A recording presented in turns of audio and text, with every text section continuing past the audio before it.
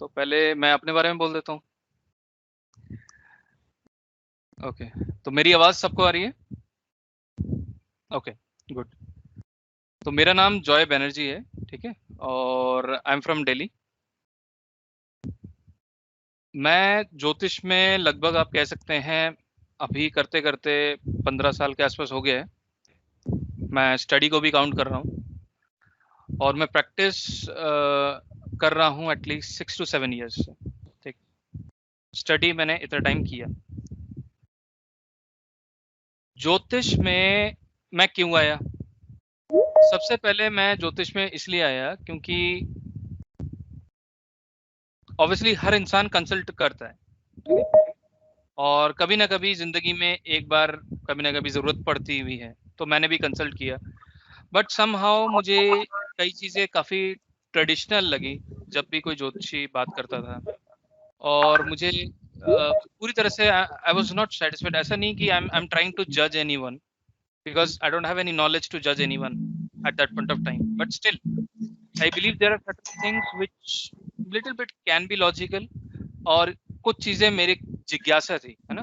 अगर कोई बोलता था जी आप ये चीज कर लें, तो आई हैव अ क्वेश्चन कि भाई ऐसा क्यों। और ज्योतिष इज ऑल अबाउट कर्मा। अगर कोई कहता है कि भाई karma is not at all connected, it is completely wrong. Okay, ज्योतिष is connected with karma, not only इस जन्म के, it is also get connected from your previous life as well. ठीक है, सिर्फ इतना ही नहीं, आपके माता पिता के कर्म भी इसमें कनेक्टेड होते हैं। इसलिए तो जब हम लाल किताब सीखेंगे, लाल किताब में पितृ ऋण एक बहुत बड़ा एक टॉपिक है, जिसको समझना, जिसकी रेमेडीज को हम समझने की कोशिश करेंगे कि किस तरह से करते हैं, है ना। इसी बेसिक कोर्स में वो सारी चीजें हम कवर करेंगे। तो जब मैं लर्निंग फेज में आया तो मेरे को काफी दिक्कतों का सामना करना पड़ा। क्यों? मैं जो बैकग्राउंड फॉलो करता हूँ, आई एम आईटी इंजीनियर, ठीक है, और by hobby I started this, I am a corporate trainer as well in IT. तो मैं जब पढ़ाता था तो आई हैव सीन कि we are sharing complete knowledge, at least जितना मुझे पता है। और कोई अगर क्वेश्चन करता था, व्हाट वी डू इज हम उसको रिसर्च करते हैं, देखते हैं, we try to find out the answer, then we will provide the answer to the people. ठीक है, बट अगर मैं ज्योतिष की बात करूं, इस लाइन में the people are not willing to share. ये एक बहुत बड़ा मेरे को गैप लगा इस इस फील्ड में। प्रॉब्ली ये मेरे को और पुश किया टू लर्न द थिंग। और मैं शुरू से ही आई लव टू टीच, तो naturally I love to teach everyone. तो then I have started teaching. पहला जो मैंने क्लास दिया उसमें मेरा एक स्टूडेंट था and he was not aware कि मैं कौन हूँ, but still he started learning and ultimately he learn from me, so that was a good inspiration for me. तो slowly gradually now I have a good student base. तो अभी तक मैं लगभग 300 के आसपास स्टूडेंट्स को पढ़ा चुका हूँ। it represents about Lal Kitab, KP astrology, Vedic astrology, mobile numerology, right? There are different streams which I have already gone through. So now we are here to learn Lal Kitab. This is one of the, I would say, one of the interesting facts on astrology. But इसमें भी कई myths हैं, ठीक है, कई attractions हैं, उससे हमें बचना है इनिशियली। मैं आपको बताऊंगा कि क्यों और कैसे। So this is a short about myself. So I'm from Delhi. So I love to teach, love to learn, and each and every day I'm learning. ऐसा नहीं है कि अगर आप मेरे को, आपसे भी मैं बहुत कुछ सीख सकता हूँ। Even from my students I learn so many things daily because I try to observe, क्योंकि हर इंसान में कुछ ना कुछ बेहतरीन होता है। ठीक है, हर इंसान से आप सीख सकते हो। हर इंसान के अंदर एक पॉजिटिव एनर्जी होती है and astrology is all about energy transformation, चाहे आप बिलीव करें या ना करें। ठीक है, जैसे कोई मशीन्स आती हैं आजकल to test the aura, so that is happening, right, that is doing something. So everybody is carrying the energy. जिससे भी आप बात करते हो, if that particular person is carrying the positive energy, definitely it is going to help that anybody. Probably आपकी team में, मेरे दूसरे टीम में भी कोई ऐसे स्टूडेंट हैं जो कि बहुत अच्छा पहले से ही उनको नेचुरली इंस्टिंक्ट्स आते हैं, right? They try to give some good predictions. Initially हमें प्रेडिक्शन के पीछे नहीं भागना चाहिए। ऐसा नहीं कि हम नहीं सीखेंगे, लेकिन हमें नहीं भागना चाहिए। हमें पहले कंसेप्ट को समझना चाहिए। जब भी हम ज्योतिष सीखते हैं, सबसे पहले हम एबीसीडी को सीखेंगे, राइट? उसके बाद हम नेक्स्ट लेवल पे जाएंगे। अगर पहले ही मैं एबीसीडी ना सीखकर, ग्रामर को ना सीखकर एक सोचता हूँ मैं ऐसे लिख लेता हूँ, तो कहीं ना कहीं मैं वहाँ पे I will be following behind, right? मेरी राइटिंग में वो पावर नहीं रहेगी, स्किल सेट नहीं होगा, और वो quality of writing will be very bad और वेरी पुअर, है ना? तो स्टार्ट करते हैं अल्फाबेटिकली। मैं जो नाम देख पा रहा हूँ, तो सबसे पहले मैं अंजलि मैम से बोलूंगा कि if she can introduce herself. Hi, sir. Hi, everyone. This is Anjali Chattopadhyay from Delhi again. And since 6-7 years, I'm practicing Vedic Jyotish. Okay, if there is a possibility for few minutes, if you guys can turn on the video, that also good, Yeah. if possible. Yeah. Yeah. I don't know, sir. I think I'm not able to turn on this right now. No problem. बताइए।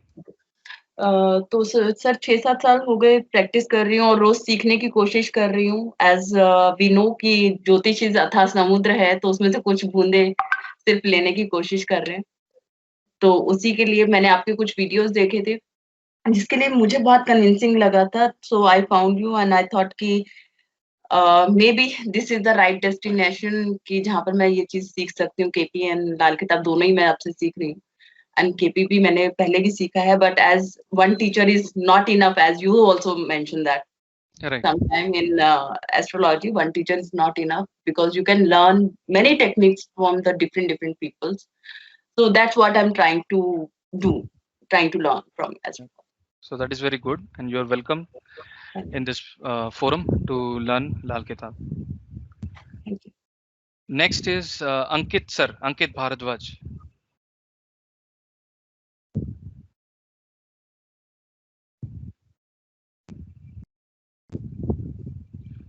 ठीक है, आगे बढ़ते हैं। Anshu ma'am, आपको unmute करना पड़ेगा ma'am बोलने से पहले। ओके, नहीं आपकी आवाज नहीं आ रही है। अभी आ रही है sir? Yes yes yes. Hello everyone. Sir मेरा नाम अंशु है, my name is Anshu, and मैं क्रूज लाइन में वर्किंग हूँ फिलहाल यूएसए में। पिछले 5 कॉन्ट्रैक्ट में कर चुकी हूँ। वैसे मुझे 6th स्टैंडर्ड से ही एस्ट्रोलॉजी में बहुत ज़्यादा इंटरेस्ट रहा है और खुद से ही सीख रही हूँ। पिछले 8 साल से तो कर ही रही हूँ। कभी कोई बुक पढ़ ली, कभी कोई बुक पढ़ ली, यूट्यूब से सीख रही हूँ। सेल्फ सीखा है जितना भी सीखा है। एक बार एक इंस्टीट्यूट स्टार्ट किया था, लेकिन 3 और 4 ही क्लास में कर पाई थी। उसके बाद मैं क्रूज लाइन में चली गई थी, तो मुझे टाइम नहीं मिला। This time is very good opportunity because of COVID. That's why I'm doing the job this time. तो मेरे को लगा कि मेरे पास एक सबसे बड़ी अपॉर्चुनिटी है, तो मैं इस अपॉर्चुनिटी को खोना नहीं चाह रही थी सर। और मुझे आपकी वैदिक ज्योतिष में थोड़ा सीखी हूँ। नक्षत्र वगैरह मैंने नहीं करा है खुद से, लेकिन मैंने जितना भी करा है अब तक, अब खुद से ही रीड करती हूँ। और मुझे आपकी वीडियो देखी थी एक्चुअली, कोविड-19 में मैं बहुत सारी वीडियोस मैंने देखी हैं उसकी एस्ट्रोलॉजी की। तो मुझे आपका बहुत अच्छा लगा और मुझे लगा कि जो मैंने पढ़ रही हूँ या मैं आगे वैदिक ज्योतिष अगर मैं करती हूँ, तो ये सफिशिएंट नहीं है इस प्रोफेशन में आने के लिए। मुझे लगा कि केपी ज्योतिष जो एस्ट्रोलॉजी है वो भी बहुत हेल्पफुल रहेगा। और लाल किताब की सर मैंने एक बहुत साल पहले 2012 में एक बुक पढ़ी थी, जो मुझे काफी अच्छी लगी थी। बहुत सारे कॉन्सेप्ट मेरे क्लियर हुए थे उससे भी। तो मुझे लगा कि लाल किताब भी मुझे सीखनी चाहिए, क्योंकि रेमेडीज अच्छी हैं सर उसकी बहुत सारी। तो मुझे लगा कि आपसे ही दोनों से कर लूं। और मुझे तो वास्तु भी करना है सर उसके बाद, क्योंकि वास्तु भी इससे कनेक्टेड है। नहीं वो बात ठीक है, लेकिन अभी देखो जो जिमी सर है ना, इन्होंने मेरे वास्तु स्टार्ट नहीं हुआ पहले ही पेमेंट कर दी। मैंने इनको बोला कि भैया रुक जाओ, ठीक है, एक एक करके चलते हैं। मुझे भी करनी है सर, वास्तु तो करना है सर मुझे। थोड़ा समय आप अपने आप को दें हाँ, और मेरे को भी दें, ठीक है? वही हाँ, आपके पास बहुत तो शॉर्टेज इसलिए है सर, मुझे राइट, करना है, लेकिन अभी नहीं। अभी मैं करेक्ट थोड़ा सा ये दोनों चीजें अपना कॉन्सेप्ट करेक्ट क्लियर कर लूं, उसके बाद में करूंगी। करेक्ट थैंक यू सो एक एक मच। करके हम करेंगे, बिल्कुल। Thank you very much for joining. Dinesh Sharma जी।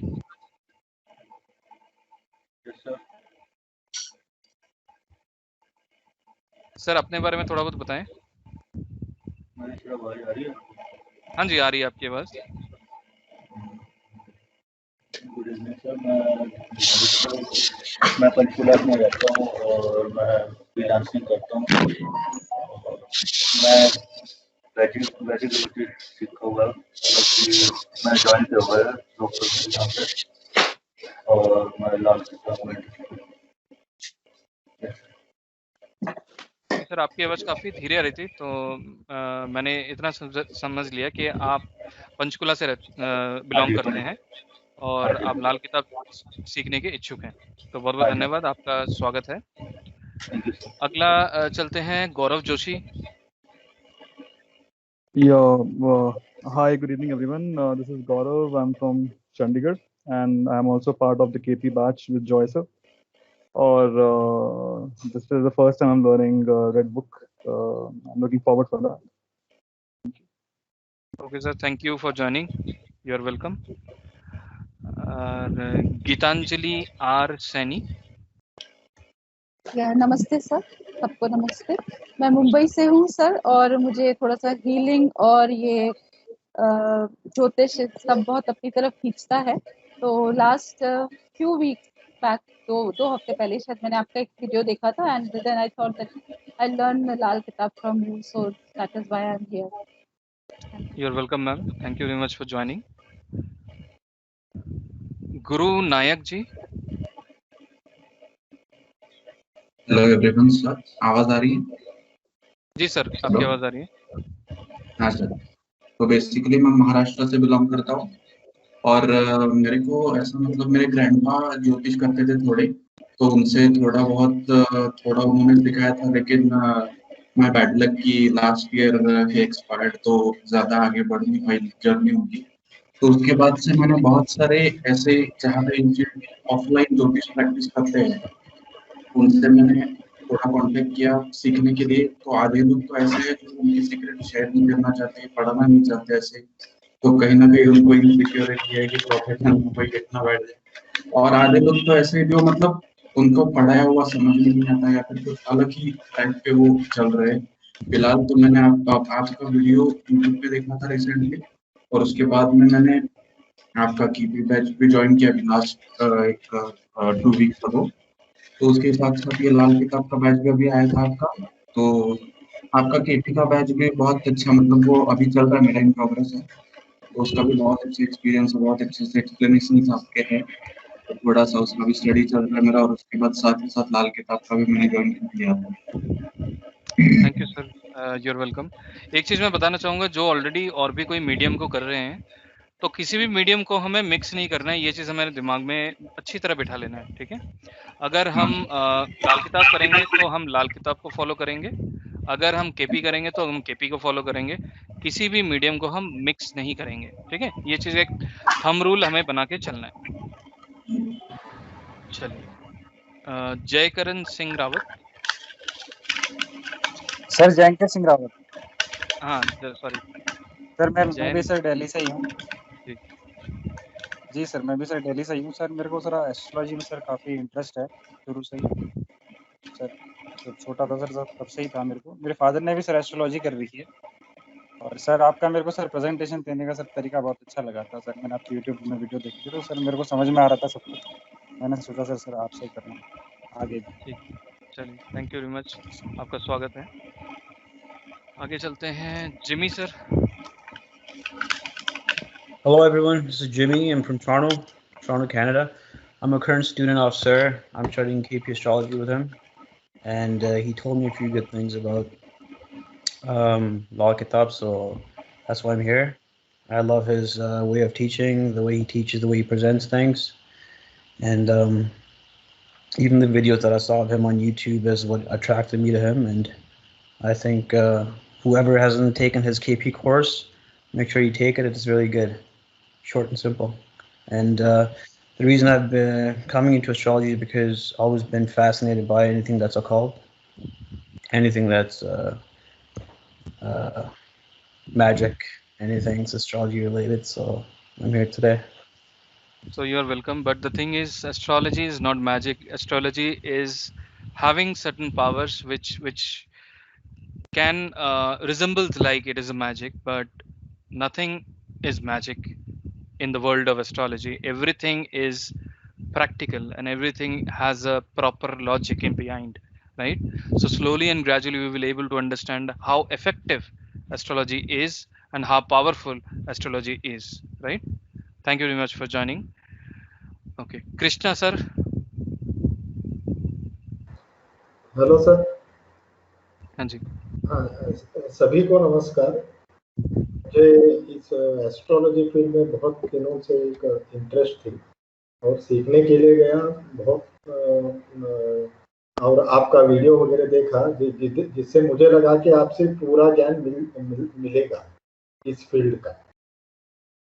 इसीलिए सर आपको इंटरप्ट कर रहा हूँ, पूरा तो कह नहीं सकता, जितना मुझे आता है मैं पूरी कोशिश करूंगा आप लोगों तक उसको पहुंचाने की। Right sir. लेकिन जैसे मेरा एक्सपीरियंस रहा, जिधर मैं गया उधर से तो पूरा तो नहीं मिला है। मीन्स जितना भी उनको भी नॉलेज है उससे मैं सेटिस्फाइड नहीं हूँ। लेकिन जैसे आपका वीडियोस देखा, जैसे मैं आपका केपी भी कर रहा हूँ, मोबाइल एस्ट्रोलॉजी भी किया हूँ, उससे अभी मैं देख रहा हूँ उसमें बहुत सारे डेवलपमेंट है। मैं सेटिस्फाइड है, इसीलिए मैं ये इंटरेस्ट है इसमें लाल किताब। बहुत अच्छी बात है सर, ये सुन के मेरे को अच्छा लगता है कि जैसे जो भी चीजें आपने सीखी हैं आप उसको यूज कर पा रहे हैं, राइट? तो विच इज वेरी इंपॉर्टेंट कि आप कुछ भी चीज सीखते हैं उसको तुरंत इम्प्लीमेंट भी करें ताकि आपको याद रहे, है ना? तो ये बहुत इंपॉर्टेंट है। So you are welcome sir. और एक ऐड करता हूँ सर, वो मोबाइल एस्ट्रोलॉजी की वजह से मैं 4-5 लोगों को देख के बताया था। अच्छा। सबका ऐसा ही निकला है। Means it is 80 to 80% it is ये मैच कर। राइट। Thank you sir.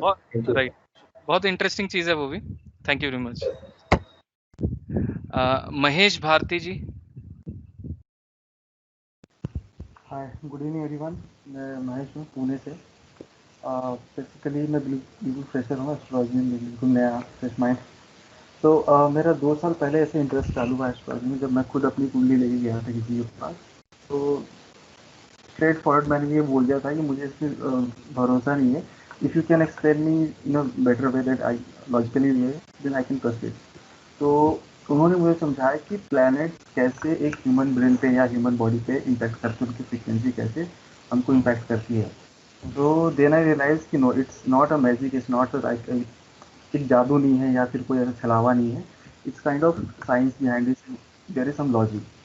तो उसके बाद में थोड़ा अपने लेवल पे स्टडी करना चालू किया। तो it was not about astrology, it was about how planet effect our body और आवर ब्रेन। फिर इंटरेस्टिंगली 3-4 महीने पहले से मैं डिसाइड किया कि नहीं, अब मुझे इसमें कुछ आगे करना है। तो I came across your video on YouTube and here I am. Okay, so thank you much sir for joining. तो आशा करता हूँ आप काफ़ी चीज़ें सीखेंगे, कोशिश पूरी रहेगी मेरी तरफ से। नवीन sir.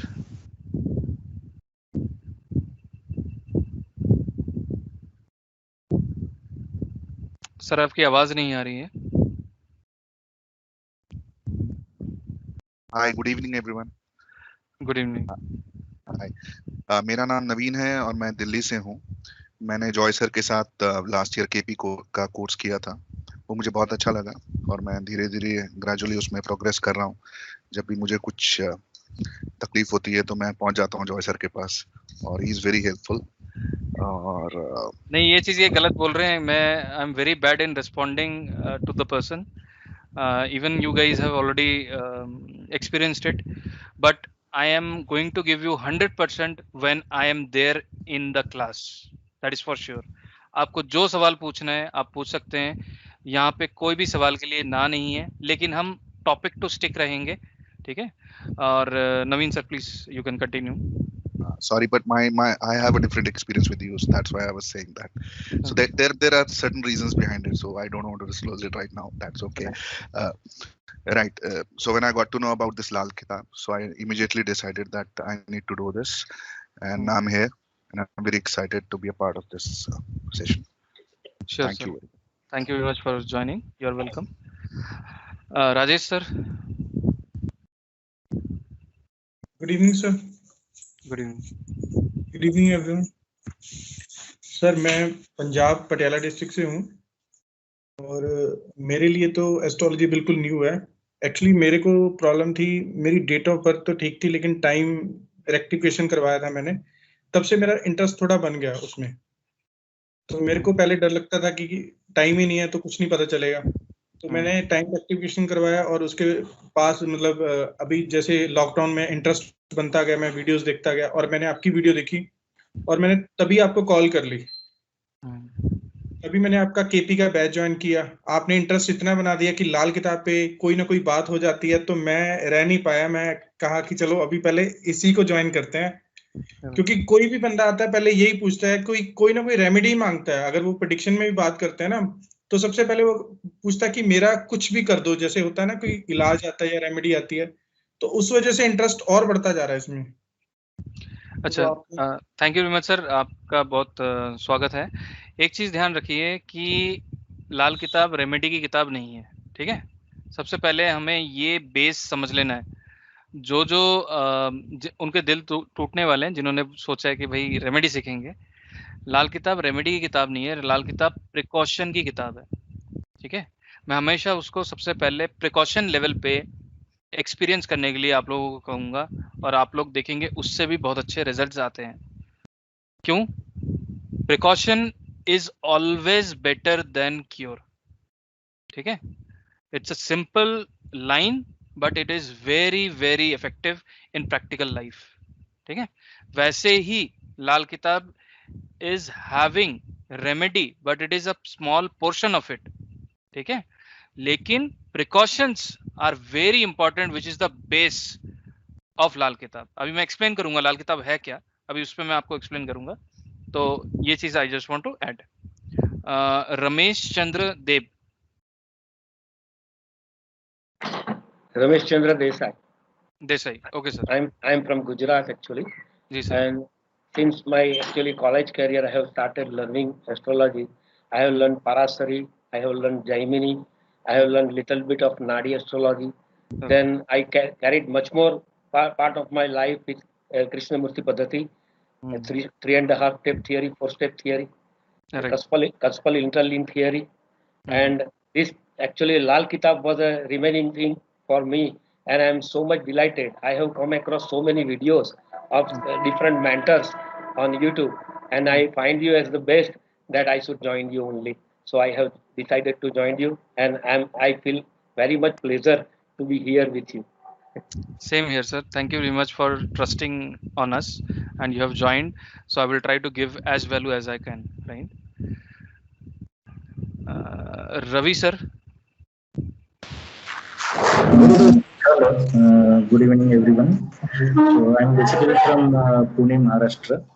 So I learned Vedic astrology and KP astrology, and I'm basically a software engineer and working in IT industry. So weekend I spend for the practice of Vedic astrology, and basically the Lal Kitab is symptom based theory it is.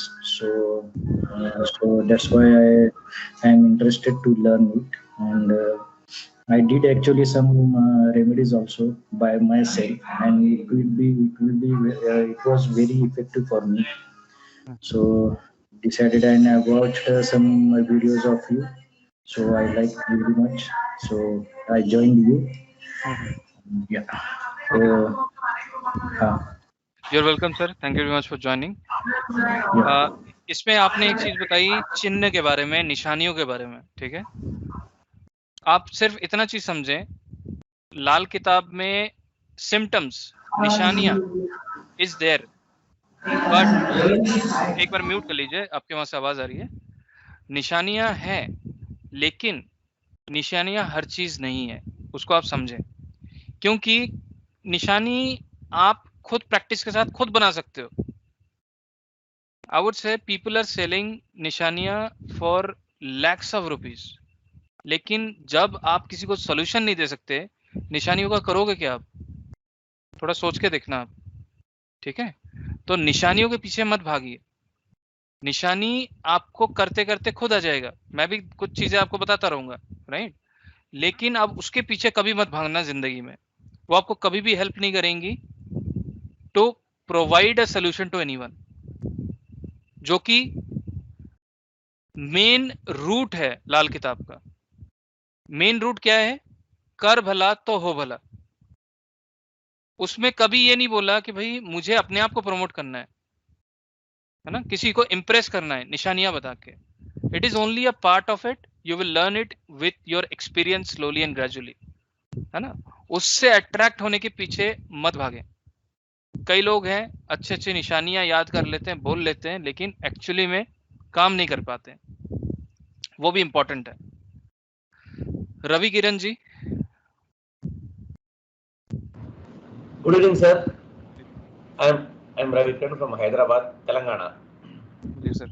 I done my Vedic course from Telugu University in 2000, and my journey with Joy sir is excellent. I'm already doing a KP course, and I have completed this mobile astrology course, and I want to learn this Lal Kitab. Okay, sir. You're welcome. Thank you very much for joining. Thank you. Ritesh Bablani. Hello, sir. Hello, everyone. My name is Ritesh Bablani, and I belong to a travel background, and I'm working with a corporate. So basically, मेरी यहाँ आने की वजह है कि I do have interest in astrology. काफी time पहले से था, लेकिन मेरे काफी मिथ्स हैं इसको लेकर के। मैंने काफी लोगों को अपनी कुंडली वगैरह दिखाया था, एंड मुझे आज तक कोई ऐसा नहीं मिला जिसने मेरे लिए कोई एक्यूरेट, मुझे लगे कि वो एक्यूरेट प्रेडिक्शन की है। तो कुछ टाइम पहले, क्योंकि मुझे इंटरेस्ट है, कुछ टाइम पहले मैंने यूट्यूब वीडियोस देखना शुरू किया, और बस मेरे दिमाग में ये आया कि मुझे अपनी प्रेडिक्शन के लिए शायद इसको खुद सीखना पड़ेगा, क्योंकि मेरे क्वेश्चंस वगैरह बहुत थे और काफी किसी से भी सेटिस्फैक्टरी रिस्पांस मिला नहीं था। तो बेसिकली मुझे यहाँ पे रेफर मेरी सिस्टर ने किया है, who is a part of this class as well. That's it. Sir आपका जुपिटर कहाँ है? सर मुझे इतना अभी पता नहीं है एस्ट्रोलॉजी के बारे में, तो अभी बिल्कुल स्टार्टिंग है। It has been just 2 weeks. इसका जुपिटर शायद 10th हाउस में है। 10th house.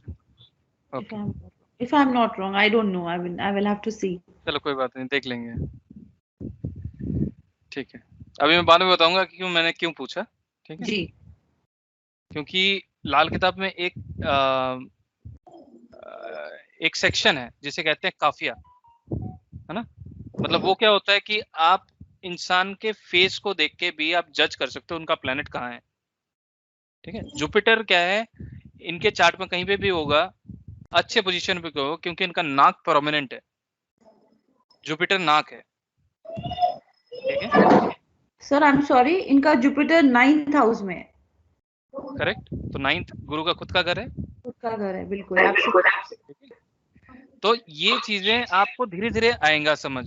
ठीक है, तो रवि सर ने हमारे क्लास में ज्वाइन किया था केपी में।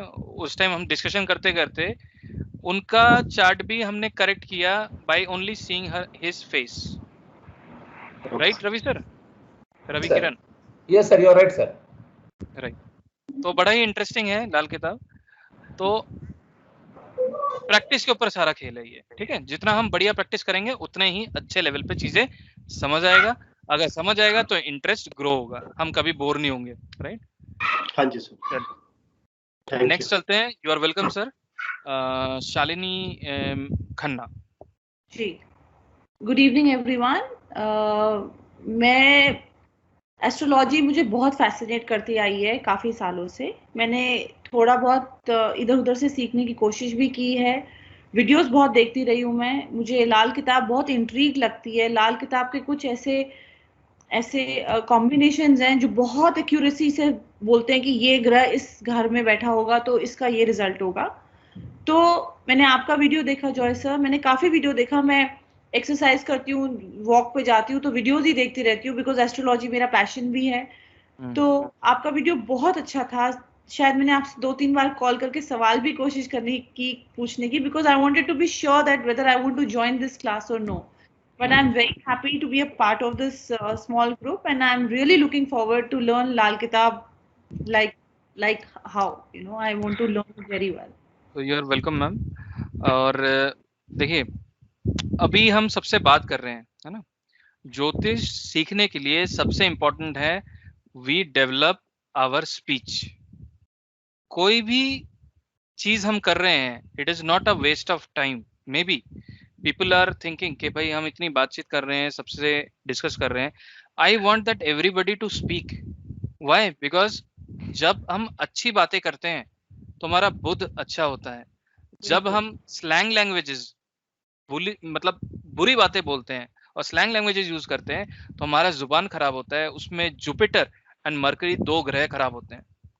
ठीक है, तो जितना हम अच्छा बोलेंगे, जरूरत पे स्पष्ट बोलेंगे, उतना ही बुद्ध हमारा अच्छा होगा। बिल्कुल बिल्कुल। So these are the small tips which are also form of remedies which are going to be used in future as well, right? चलिए, शुभराज नंदिनी, सॉरी अगर मैंने नाम ढंग से नहीं लिया। You can call me Nitya sir. So मैं okay. नित्या बोल रही हूँ। हाँ, नित्या बोल रही हूँ बैंगलोर से, and I am a fresher to the concept of astrology, but मैं बहुत एस्ट्रोलॉजी एडवाइस लिया है एडवाइजर से ऑलमोस्ट 4 years। सो मुझे वो फैसिनेट करता है कि ये साइंस है या क्या है। So I want to understand all the concepts and probably start using it मेरे ओन लाइफ में and to advise friends. Okay, so thank you very much for joining here, and we will explore and see what is astrology. Okay, chaliye. So we have gone through with the introduction, and everybody is welcome to this session. Let me share my screen and let's start the session for today. Okay, चलिए, सबको मेरी screen दिख जाए तो एक बार yes no आप बता सकते हैं।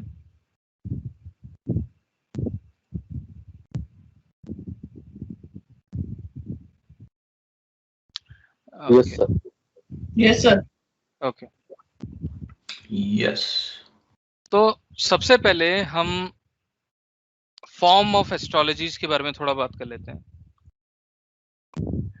हमारे पास कई तरह के फॉर्म ऑफ एस्ट्रोलॉजीज हैं, ठीक है, जैसे कि वैदिक एस्ट्रोलॉजी।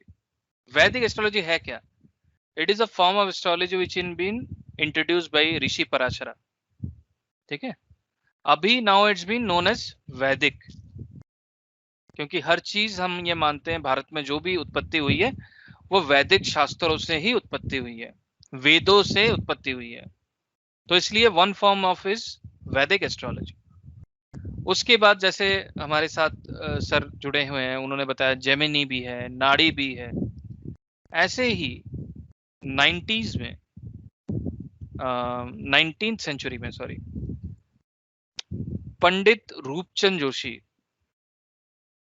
इन्होंने लाल किताब को लिखा। थोड़े बहुत किस्से हम इसके बारे में डिस्कस करते रहेंगे और बताते रहेंगे उनके बारे में।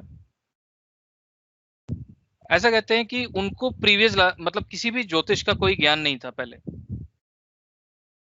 तो उनको अंदर से ही एक दैविक पावर आप कह सकते हैं, मैं इसलिए कहता हूं कि दैविक पावर है। लाल किताब को आपको हमेशा ही एक स्पिरिचुअल बुक की तरह ट्रीट करना चाहिए। सबसे पहला पॉइंट तो ये है। ऐसा क्यों है? क्योंकि आप इस चीज को समझें, एक इंसान जिन्होंने इस लाल किताब के कुछ श्रृंखलाएं लिखी है ना, 1940, 1941, जो भी सीरीज इन्होंने लिखी, हम रेफर करते हैं 1952 को, जो कि मोस्ट रिफाइन वर्जन माना गया है लाल किताब का। तो उसमें उन्होंने फिजिक्स की बात करी, उसमें उन्होंने केमिस्ट्री की बात करी। हर एक चीज क्या क्या चीजों का मिश्रण करने से क्या इफेक्ट आएगा, इतनी नॉलेज एक लाइफ टाइम में एक इंसान के पास होना, इट इज रियली अमेजिंग। तो मेरा ये मानना है कि दैविक कोई ना कोई शक्ति उनमें जरूर रही होगी, जिसकी वजह से उनको इतनी चीजें इतनी गहराई में पता चले। अगर हम वैदिक एस्ट्रोलॉजी की बात करें, उसका यूज करने का सिस्टम टोटली अलग है। अगर आप लोगों के मन में ये बात आती है कि चलिए मुझे वैदिक एस्ट्रोलॉजी आता है और लाल किताब से मैं रेमेडी सीख लेता हूं या सीख लेती हूं, ऐसा हम नहीं कर सकते, क्योंकि लाल किताब का एक सेट ऑफ रूल्स है। उस रूल्स को जब हम फॉलो करेंगे, उसके बेसिस पे हम कुछ ना कुछ प्रिकॉशंस या रेमेडीज कर सकते हैं, लेकिन वो चीज हम वैदिक के रूल में लगाकर नहीं कर सकते। तो इसलिए वैदिक एस्ट्रोलॉजी टोटली अलग है, लाल किताब एस्ट्रोलॉजी टोटली अलग है, उनको हम मिक्स नहीं कर सकते। वैदिक एस्ट्रोलॉजी में मल्टीपल चार्ट्स होते हैं, जैसे कि D1 चार्ट, जिसे आप नेटल चार्ट कहते हैं या राशि चार्ट कहते हैं। उसके बाद अगर मैं वैदिक एस्ट्रोलॉजी से आगे बढ़ूं, फिर वैदिक एस्ट्रोलॉजी में मल्टीपल डिविजनल चार्ट्स होते हैं। D9 चार्ट, जिसे नवांशा भी बोला जाता है, D10 चार्ट, जिसे दशांशा बोला जाता है। ऐसे करते करते D60 तक चार्ट आपको दिख जाएंगे। तो अल्टीमेटली क्या है, there are multiple divisional charts in Vedic astrology. लेकिन लाल किताब में हम एक ही चार्ट को लेके चलते हैं, जिसे कहते हैं राशि चार्ट। ठीक है, तो उस चार्ट को देख के ही हमें सारी चीजें बोलनी है या सारे एनालिसिस करने हैं। लाल किताब को मैं सबसे पहले कैसे यूज करना शुरू किया, उसमें मैं सबसे बेहतरीन तरीका क्या यूज करता हूं, ग्रह अच्छा है या बुरा है वो देखने के लिए। इनिशियली जब हम ये चीजें देखते हैं वैदिक में, मैं गारंटी के साथ बोल सकता हूं, आज की डेट में इंसान 100% ये नहीं बोल सकता कि भाई ये ग्रह आपका खराब रिजल्ट दे रहा है, जो कि लाल किताब से विद इन फ्यू मिनट्स आज के सेशन के बाद आप बोल दोगे ये ग्रह खराब है। This is one of the biggest power of Lal Kitab, कि ग्रह के अंडरस्टैंड, आपको एक ग्रह को समझना है कि क्या वो अच्छा है, अच्छा फल दे भी रहा है या नहीं। ऐसा नहीं है कि अगर वो यहाँ बैठ गया या इसके साथ बैठ गया, यहाँ पे दूषित हो गया, यहाँ पे ये खराब हो गया। तो अगर हम बात करेंगे ब्रॉड लेवल पे, अगर कोई ग्रह यहाँ बैठा होगा तो वो अच्छा फल देगा, अगर वो ग्रह यहाँ बैठा होगा तो वो बुरा फल देगा, राइट। अब हम बात करेंगे लाल किताब का मेन उद्देश्य क्या है। लाल किताब आपके लाइफ को जीने का सही रास्ता बताता है, मतलब जरिया, जीने का क्या तरीका है वो सिखाता है। लाल किताब आपके जीवन को कैसे जीना है। जब ज्योतिष आया ना, सबसे पहले उसका मंतव्य यही था। जो ज्योतिषी के पास पहले जाता था वो हाथ जोड़ के यही पूछता था, गुरुजी आप मुझे ये बताएं मैं इस दुनिया में क्या करने आया हूं। और आजकल क्या पूछते हैं, सर ये बताइए मेरे को पैसे कहां से मिलेंगे, मैं ये काम कर लूं।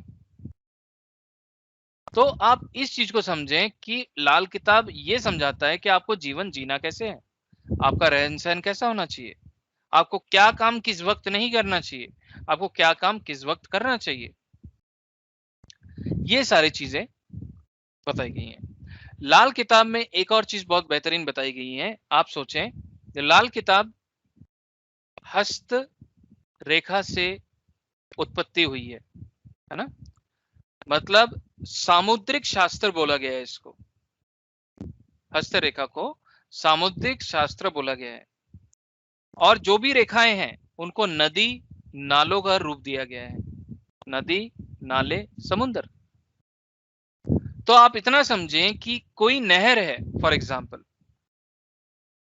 कोई नहर है, उस नहर में पानी बहते बहते पानी रुक गया है, कोई पत्थर आ गया, तो आप क्या कर सकते हैं, उस पत्थर को हटा देंगे तो पानी का फ्लो धीरे धीरे दोबारा वैसा हो जाएगा। या कोई ऐसा है कि आपको पता है कि हाँ कई सालों से वो पानी रुका हुआ है, वहां पे बहुत बड़ा एक पत्थर गिरा हुआ है, तो उस पत्थर को आप हटा देंगे, वो नदी शुरू हो जाएगी और यहां तक पानी आ जाएगा। लेकिन अगर नदी सूखी हुई है तो आप पानी पैदा नहीं कर सकते। This is one of the limitation of Lal Kitab remedies. ठीक है, छोटे फॉर्म में मैं समझाने की कोशिश कर रहा हूं कि हर चीज पॉसिबल नहीं है। अब जब लाल किताब के रूल्स को पढ़ोगे तो आपको ये पता चल जाएगा कि हम कितने लिमिटेड हैं।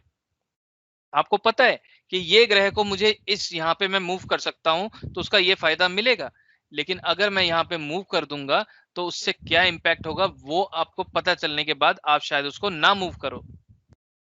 आप कई ऐसे एस्ट्रोलॉजर हैं लाल किताब में जो आपको 51,000 रुपए चार्ज करेंगे, आपको सोल्यूशन दे देंगे तुरंत, लेकिन आपको ये नहीं पता चलेगा कि आपके घर में आपके पिताजी की तबीयत क्यों खराब हो गई, आपकी वाइफ की हेल्थ क्यों खराब हो गई उस रेमेडी करने के बाद, लेकिन आपकी जो चीज थी वो सॉल्व हो गई। राइट? तो ये चीजें भी जानना बहुत जरूरी है कि क्या चीज हमें करना चाहिए, क्या चीज हमें नहीं करना चाहिए। लाल किताब में एक बहुत इंटरेस्टिंग चीज है जिसे कहते हैं राशिफल और ग्रहफल। कई ऐसे ग्रह होते हैं जो ग्रह फल के होते हैं जिसको हमें किसी की भी चार्ट में रेमेडीज नहीं करानी होती। अगर उनको हमने रेमेडी करा दी तो आपकी कुंडली में वो ग्रह खराब हो जाएंगे। तो ये सारी चीजें हम इस कोर्स के अंदर समझेंगे कि लाल किताब कितना पावरफुल है, क्या चीजें हमें करनी चाहिए, क्या चीजें हमें नहीं करनी चाहिए, जिससे एटलीस्ट अगर हम किसी की भला ना कर सके, नुकसान तो ना करें। राइट? चलिए,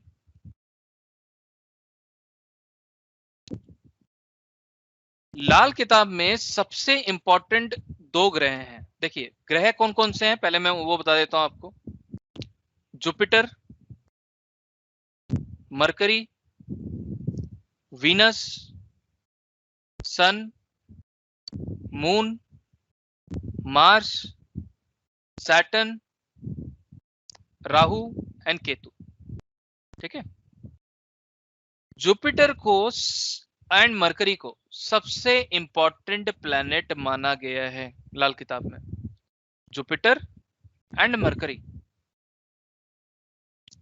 अगर हम कहें तो जुपिटर पिता है और मरकरी लड़का है। जुपिटर नॉलेज है एंड मरकरी इज इंटेलिजेंस है।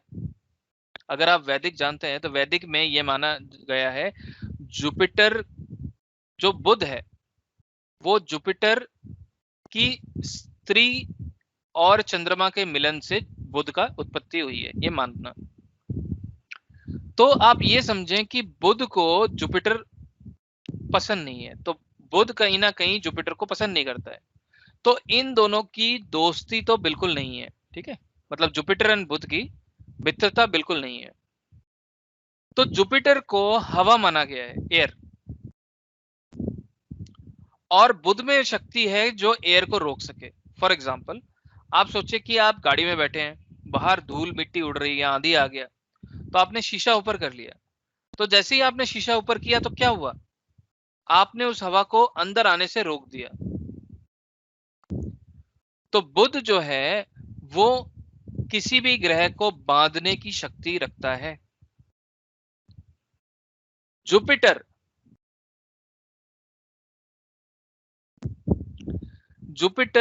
एयर है, तो हवा हर जगह होती है सिर्फ वैक्यूम को छोड़कर। वैक्यूम जो है वो मरकरी है। मरकरी एक गोलाई है। अगर जैसे मैंने ये भी देखा है कि कई लोगों के घर में जाते हैं जो लाल किताबी होते हैं, और उनको अगर किसी की रेमेडी करानी है ना, वो क्या करते हैं कि भाई गोल बिस्किट खिला देंगे आपको, तो बुध की रेमेडी आपके ऊपर ही होगी और आपको पता नहीं चला, आपके चाय के साथ आपने बिस्किट खा लिया। तो ऐसे भी लोग करते हैं। किसी को शनि का उपाय करना है, काली चाय पिला दी, आपके घर आए, अब आपको काली चाय पिला दी, आज दूध नहीं है जी। तो ऐसी चीजों से भी आपको बचना है। आप बचोगे कैसे? जब आपको पता होगा। राइट? तो हर इंसान तो ये चीज नहीं करता है, लेकिन टारगेटेड वे में जब हम करते हैं, क्योंकि एस्ट्रोलॉजी में सबकॉन्शियस माइंड का बहुत बड़ा रोल होता है। मैं आपको एक छोटी चीज बताऊंगा, आप शायद विश्वास ना करो। अगर मैंने आपको कोई रेमेडी बताई है, आप करोगे तो उसका इफेक्ट तो होगा ही।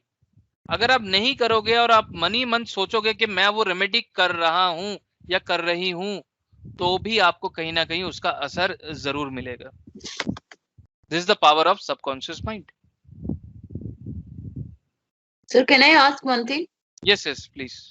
सर आपने बोला कि अगर किसी को काली चाय पिलाओ तो शनि की रेमेडी होती है। I am not asking for the remedy, but there are many people those love to have that black coffee और ब्लैक टी।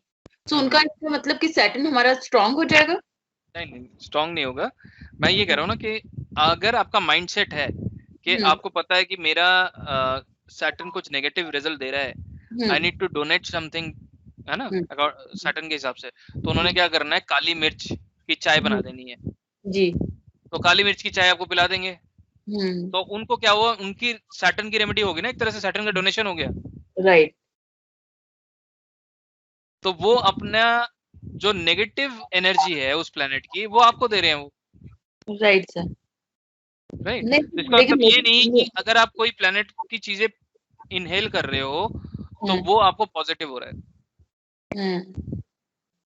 बट उसका सर कुछ तो इम्पैक्ट होता होगा ना हमारी बॉडी पे? बिल्कुल होगा। कोई भी ग्रह एक्टिवेट करने के लिए हम क्या करते हैं, ग्रह को लगन में ले आते हैं जी। फॉर एग्जाम्पल बता रहा हूँ, इसमें बहुत सारे रूल हैं। जी। तो अगर कोई ग्रह की चीज अगर आप खा लोगे, वो ग्रह तुरंत एक्टिवेट हो जाएगा। ठीक है जी। तो अगर मैं कहता हूं कि आप हरी ग्रीन लीफी वेजिटेबल खाएं, तो ultimately green leafy vegetable is mercury. तो आप मरकरी को एक्टिवेट कर रहे हो, मरकरी की एनर्जी को बढ़ा रहे हो आपके शरीर में। खाने वाली चीजें सबसे ज्यादा पहले इंपैक्ट करती हैं। ठीक है, अगर जैसे आपके मित्र हैं और आपका शुक्र खराब हो रहा है, तो मैं आपको क्या बोलूंगा, आप एक काम करो, गोलगप्पे अपने दोस्तों को खिलाओ फ्राइडे को। Golgappe is a combination of Mercury and Venus. गोलाई मरकरी हो गई और watery food is Venus. Yes sir. Right. जी सर। तो कहने का मतलब ये है कि हर ग्रह एक वस्तु से जुड़ा हुआ है। ठीक है, बुध जो है गोलाई है, बुध के अंदर ताकत है किस चीज की, झुकने झुकाने की।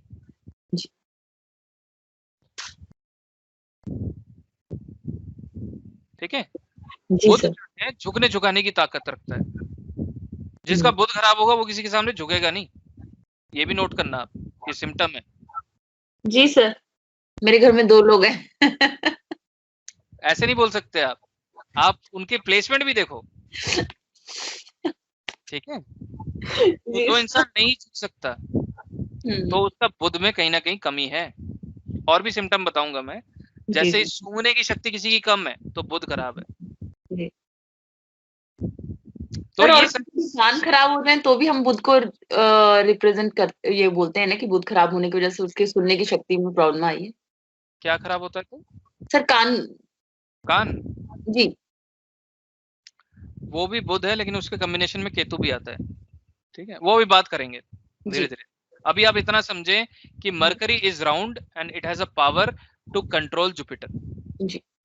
मरकरी इज अ प्लैनेट जो कि सबसे अनप्रिडिक्टेबल प्लैनेट है लाल किताब में। किसी भी लाल किताबी के पास अगर आप जाओगे, वो बोलेगा भाई शनि को ले आओ, राहु केतु को ले आओ, जुपिटर को ले आओ, इनकी रेमेडी हम संभाल लेंगे, लेकिन बुध को नहीं संभालना मुश्किल है। बुध को पता ही नहीं चलता कि बुध असर कहाँ दे रहा है। इसलिए रूपचंद जोशी जी ने एक सिस्टम बनाया लाल किताब में जिसमें हम निकालते हैं बुध का भेद। तो बुध इज मोस्ट अनप्रिडिक्टेबल प्लैनेट। अगर वो खराब हो रहा है, उसको सही करना नियर टू इम्पॉसिबल हो जाता है। जिसकी बुध खराब होगा उसकी जुबान भी खराब होगी, जैसे कि अभी हम चर्चा कर रहे थे। ठीक है, तो अभी हम उस पर बात करेंगे। तो मोर ओवर आप ये समझें कि Jupiter is most powerful planet in Lal Kitab and Mercury is also most powerful planet in Lal Kitab ये दोनों प्लैनेट जो हैं पूरी जिंदगी को आपको चला रहे हैं, जुपिटर एंड मरकरी। पृथ्वी का जो गोलाई है उस गोलाई को भी बुध माना गया है, और उस बुध से जो बाहर है आकाश, आकाश को किसने बांध रखा है? आकाश इज जुपिटर जी। और आकाश को बांध रखा है जुपिटर ने, बुध ने, मरकरी ने। उससे बाहर जो है वो उसे आकाश गंगा बोला जाता है, वो आकाश नहीं है, राइट। तो आप ये समझें कि बुध के पास शक्ति है बांधने की। अगर किसी का जैसे चार्ट में अगर आप देखोगे मरकरी जुपिटर साथ है, मरकरी जुपिटर सन साथ है, तो उनकी कुंडली में बुध ने जुपिटर और सूर्य को बांध रखा है। उनको जो भी लाइफ में प्रोग्रेस मिलेगा आप चेक करना 34 साल के बाद ही प्रोग्रेस मिलना शुरू होगा, राइट। तो बुध की उम्र है 34 साल, अभी हम उसको भी पढ़ेंगे, हर ग्रह की एक उम्र है जी, याद जिसे कहते हैं लाल किताब के टर्म में, तो वो भी हम सीखेंगे इस पे, ठीक है। आगे बढ़ते हैं। तो वैदिक ज्योतिष से कुछ भाग हमें लाल किताब में लेके चलना पड़ता है, ठीक है। तो उसके लिए हम कुछ कुंडली लेंगे, है ना, जैसे कि कुंडली का जो कुंडली जैसे बनता है वो हम लेके चलते हैं। फिर कुंडली के साथ साथ क्या होता है, कुंडली के अंदर भाव होते हैं, ठीक है। भाव मतलब क्या है? हाउसेस, जिसे हम हाउसेस कहते हैं। अब इस चीज को बड़े ध्यान से समझें। भाव का मतलब क्या है? I believe it is a proper translation will be expression. Expression, sir. लेकिन house is not a correct translation of भाव, है ना। तो भाव का मतलब है expression। तो आप ये समझे कोई भी भाव है वो कुछ ना कुछ बताता है, एक्सप्रेस करता है। और प्लैनेट क्या है? प्लैनेट इज ग्रह। म्यूट कर लीजिए, आवाजें आ रही है। प्लैनेट इज ग्रह। ग्रह मीन्स अब ऑब्जेक्ट इसके पास ग्रास्पिंग पावर हो, कंट्रोलिंग पावर हो, जिसमें ग्रहण करने की शक्ति हो। तो ग्रह is the correct word of a planet, जिसे ग्रहण करने की शक्ति। तो एक ग्रह के उच्च और नीच मतलब क्या है? एक अच्छा पोजीशन और एक बुरा पोजीशन। तो उच्च जो है it is a good position, नीच जो है it is a bad position. हर ग्रह का एक उच्च का पोजीशन होता है और ग्रह का एक नीच का पोजीशन होता है, वो भी हम इस पे कैरी फॉरवर्ड करते हैं। अगला क्या होता है? दृष्टि, एस्पेक्ट। लाल किताब में दृष्टियां एकदम अलग हैं जो वैदिक ज्योतिष में है, लेकिन यहाँ पे भी दृष्टियां हैं, वो भी हम सीखेंगे कि भाई दृष्टियां कैसे करनी है। अगली चीज आती है योग। तो योग जो है वो भी लाल किताब का अंग है, लेकिन योग में भी लाल किताब के अलग अलग योग होते हैं, वो भी हम इसमें सीखेंगे कि किस तरह के योग होते हैं। अब आप समझें, ये एक प्लेन कुंडली है, ठीक है। हर कुंडली को हम काउंट कैसे करते हैं? इस तरह से करते हैं। आप ये समझें, ये एक नॉर्थ इंडियन चार्ट है, ठीक है, नॉर्थ इंडियन कुंडली है। इसमें सबसे पहला घर इसे नंबर 1 कहते हैं, और ये कैसे घूमता है? एंटी क्लॉकवाइज, ठीक है। ये नंबर 1 है तो ये नंबर 2 है। ये जो मैं लिख रहा हूं इसको आप ये समझें कि ये भाव है, ठीक है। Number 1 first house, second house, इसके बाद हम लगेंगे नंबर 3 थर्ड हाउस, 4th, 5, 6, 7, 8, 9, 10, 11, 12। अब हमें इतना समझ आ गया कि 1 से लेके 12 भाव होते हैं और उसको काउंट हमें करना होता है एंटी क्लॉकवाइज, राइट। लाल किताब में हमारे पास यही एक फिक्स लगन भी होता है। कहने का मतलब क्या है कि ये भी एक राशियां भी हैं। मतलब पहला नंबर इज एरीज, दूसरा नंबर इज टॉरस, तीसरा नंबर जेमिनाई, चौथा नंबर कैंसर, पांचवा नंबर लियो, छठा number Virgo, 7th number is Libra, 8th number is Scorpio, 9th number is Sagittarius, 10th number is Capricorn, 11th number is Aquarius, 12th number is spices. तो 12 राशियां भी हो गई है। अभी आप लिखना नहीं, अभी आप चीज समझें, ठीक है। जो नए हैं प्रॉब्ली वो सोच रहे हो कि चलो हम लिख लेते हैं, आपको रिकॉर्डिंग मिलेगी, आप आराम से बैठ के उसको नोट्स बनाइए बाद में, लेकिन अभी आप समझिए, कोई सवाल होगा तो पूछिए, ठीक है। अब हमें क्या करना है, हमने हाउसेस समझ लिए, ये एंटी क्लॉकवाइज चलता है।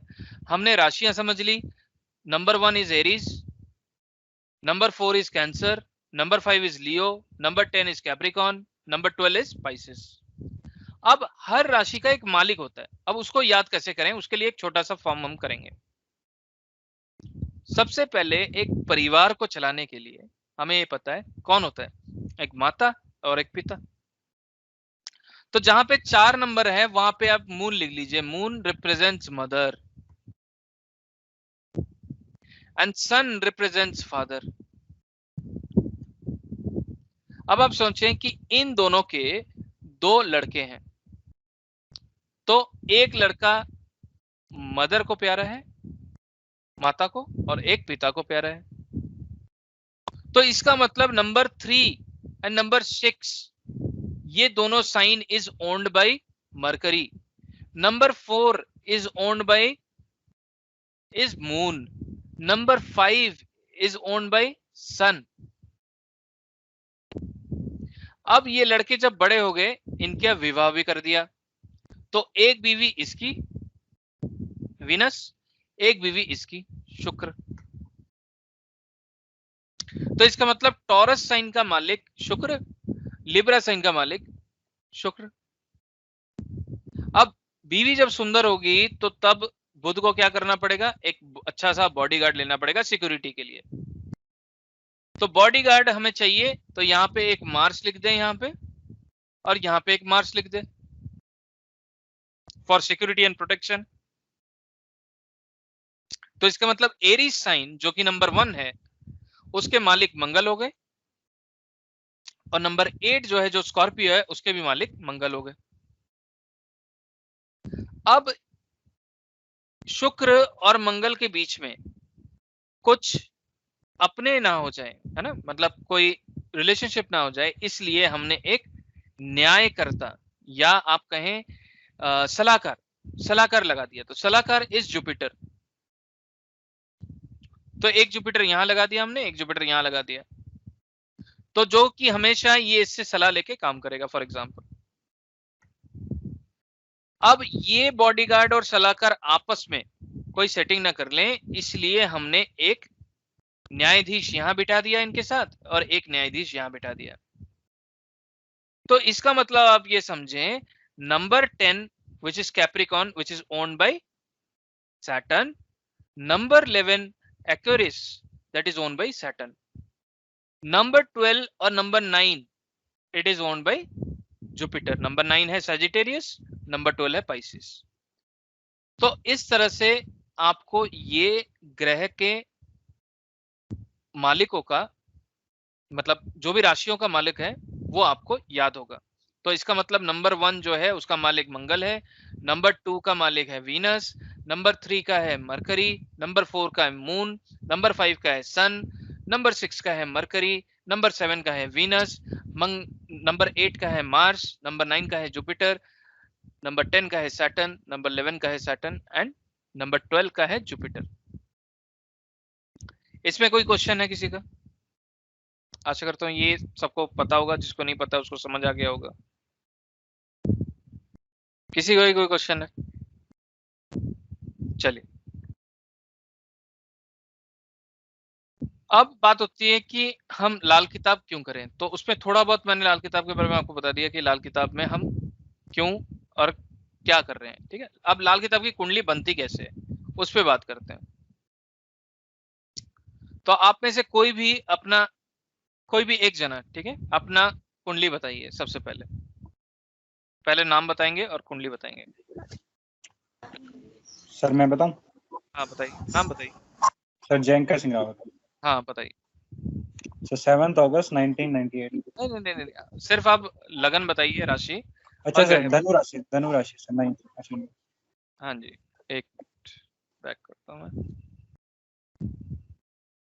हाँ जी, तो इन्होंने धनु राशि लिखी है, तो यहाँ पे 9 लिखेंगे, उसके बाद यहाँ पे 10 लिखेंगे, यहाँ पे 11 लिखेंगे, फिर यहाँ पे 12 लिखेंगे, फिर 1 2 3 4 5 6 7 8। हाँ जी, अब ग्रह बताएं।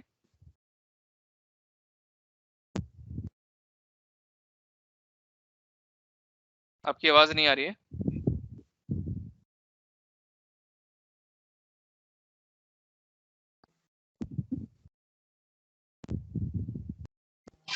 सर एक मिनट।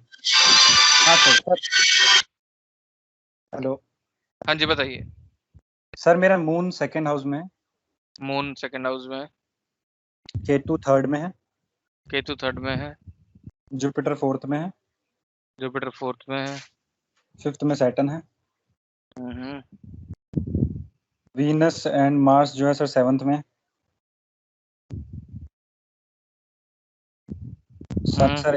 सन सर एट्थ में। राहु और मरकरी सर नाइन्थ में।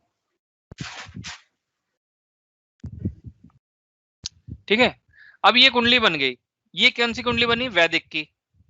अब इससे हमें लाल किताब की कुंडली बनानी है। बड़ा ही सिंपल है, कुछ भी नहीं करना है आपको। क्या करना है, सबसे पहले तो हम यहाँ पे जो अभी हमने सीखा वो लिख लेंगे। 1 2 3 4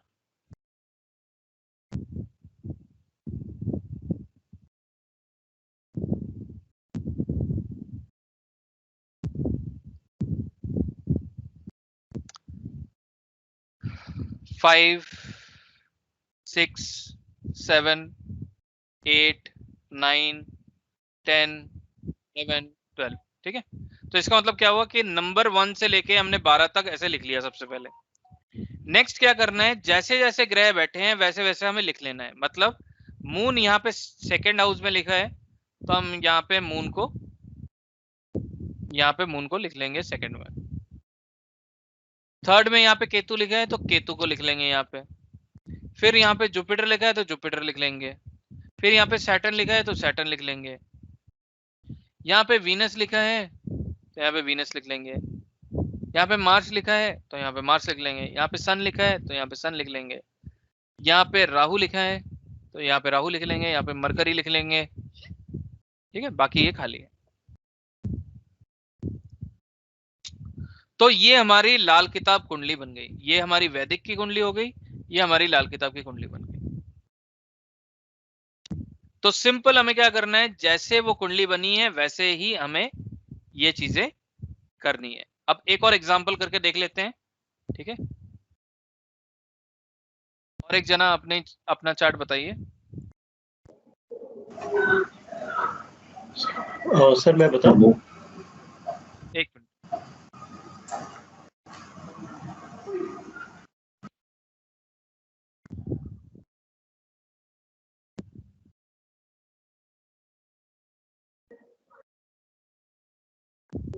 हाँ जी, बताइए, नाम बताइए पहले। सर रितेश। हाँ जी, बताइए। सर सेवेंथ लग्न में सेवेंथ वो है तुला। ओके, ठीक है।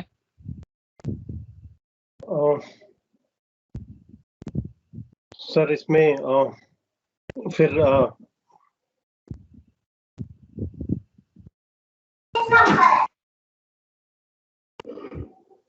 बताइए। फिर फिफ्थ पे मून है। फिफ्थ पे मून है, मतलब मून कहाँ है? मतलब यहाँ पे या यहाँ पे? फिफ्थ हाउस में सर। फिफ्थ हाउस ये है 1 2 3 4 5। सर ये 11th वाले में। यहाँ पे या 11th में? 11th में सर। अच्छा, जहाँ नंबर 5 लिखा है वहां मून है आपका? हाँ जी, ठीक है। उसके बाद सर 6 पे केतु है।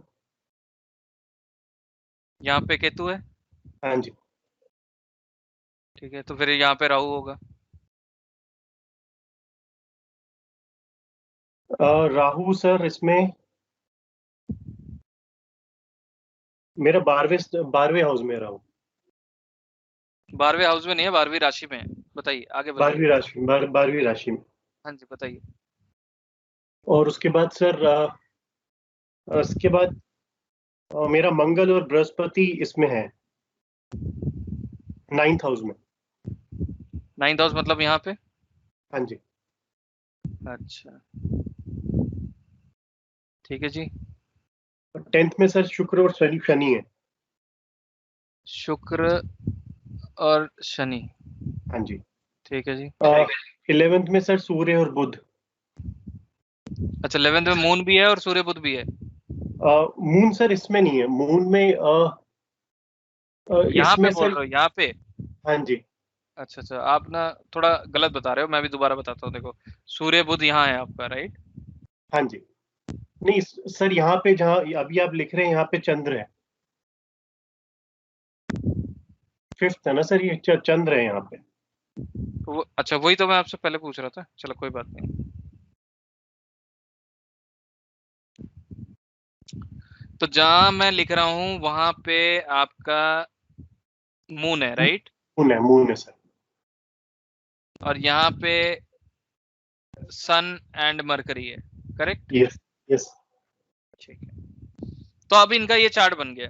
ठीक है, अब हमें क्या करना है, इसकी लाल किताब की चार्ट बनाना है। तो उसके लिए क्या करना पड़ेगा, यहाँ पे हम 1 लिखेंगे, 2 लिखेंगे, 3, 4, 5, 6, 7, 8, 9, 10, 11, 12। अब क्या करना है, जैसे जैसे ये कुंडली है वैसे वैसे हम लिख देंगे। पहला घर खाली, दूसरा घर खाली, तीसरा घर खाली, चौथा घर खाली। उसके बाद 5वें घर में मून है, तो यहाँ पे मून लिख दीजिए। 6ठे घर में राहु है, राहु लिख दीजिए। 7वां घर खाली, दूसरा घर खाली, 8वां घर खाली। 9वें घर में मंगल और गुरु है, तो यहाँ पे मार्स लिख दीजिए। फिर जुपिटर लिख दीजिए, यहाँ पे वीनस लिख दीजिए, और यहाँ पे सैटर्न लिख दीजिए। यहाँ पे सन लिख दीजिए, और यहाँ पे मरकरी लिख दीजिए, और यहाँ पे केतु लिख दीजिए।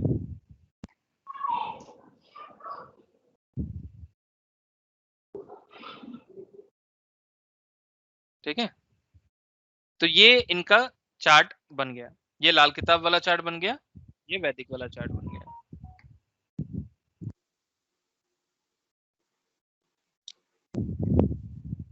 सर हाँ जी। अभी आपने बताया कि बुध में किसी भी ग्रह को घेरने की शक्ति होती है, तो most of the time we see कि Sun and Mercury are together. हाँ जी। तो क्या सन जो है हमेशा घिरा रहेगा बुध की शक्तियों से या पावर से? एक्चुअली क्या है कि बुध क्या करता है ना, डेलीगेट कर देता है अपनी शक्तियां सूर्य को। ओके। वो काम तो फिर सूर्य से कराता है, अपने काम सूर्य से करवाता है। ओके। और तो सर सबसे क्लोज भी तो वही है सर सोलर हाँ, सिस्टम में। बिल्कुल बिल्कुल सन के।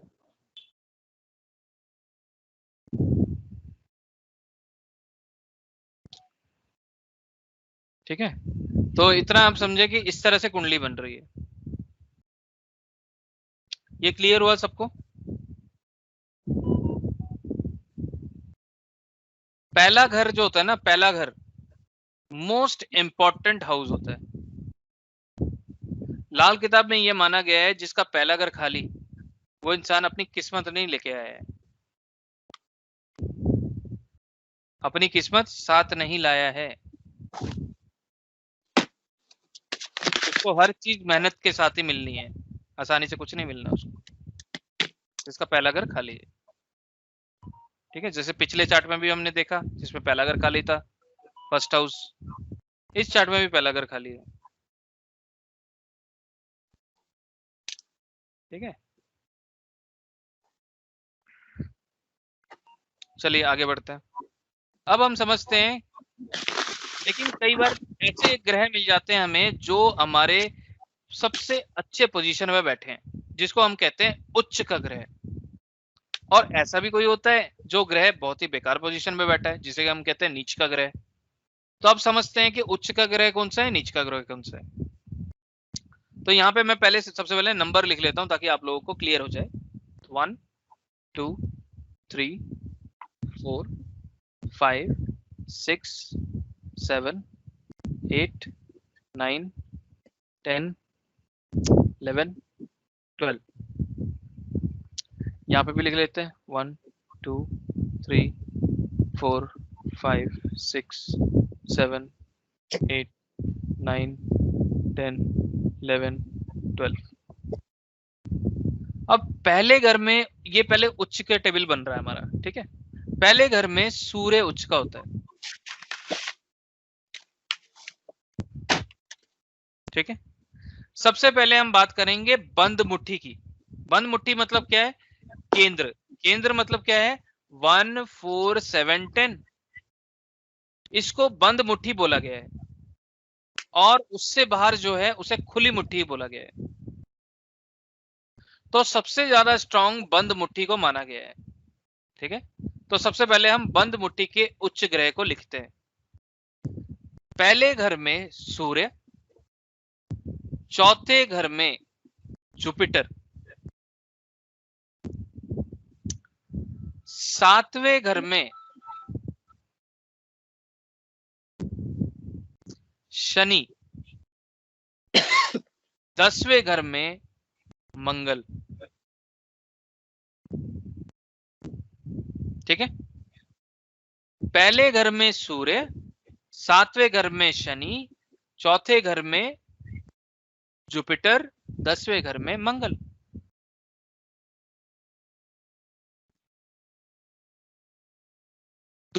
अब मैं एक्चुअली कुंडली बनवा रहा हूं, आप बोल रहे हो अरे यार कुंडली क्यों बनवा रहे हैं, है ना। पिछले मैंने 2 लोगों की कुंडली बनाई, तो आप लोगों को भी पता चलेगा क्यों बना रहा हूं मैं थोड़ी देर में। अब दूसरे घर में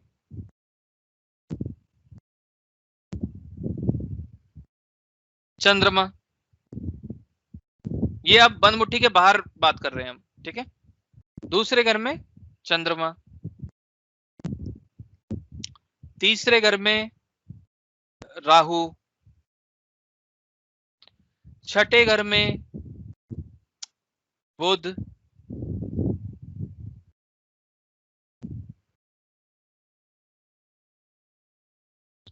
और आते हैं 9वें घर में केतु और 12वें घर में शुक्र। ये आपके हो गए उच्च के ग्रह। अब जिसकी कुंडली में उच्च के ग्रह ज्यादा होंगे उसकी कुंडली उतनी ही स्ट्रांग होगी। जैसे कि पहले चार्ट में हमने देखा दूसरे घर में चंद्रमा था और चौथे घर में जुपिटर था, तो ये उच्च के ग्रह हो गए, तो ये अच्छा पोजीशन बन गया।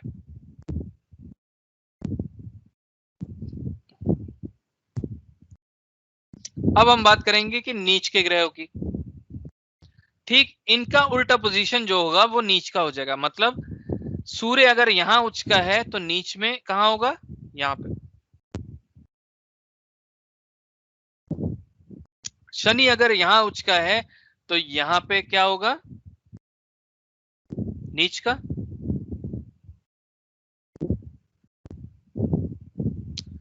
मंगल अगर यहां उच्च का है तो यहां पे क्या होगा? नीच का। और जुपिटर अगर यहां उच्च का है तो यहां पे क्या होगा? नीच का।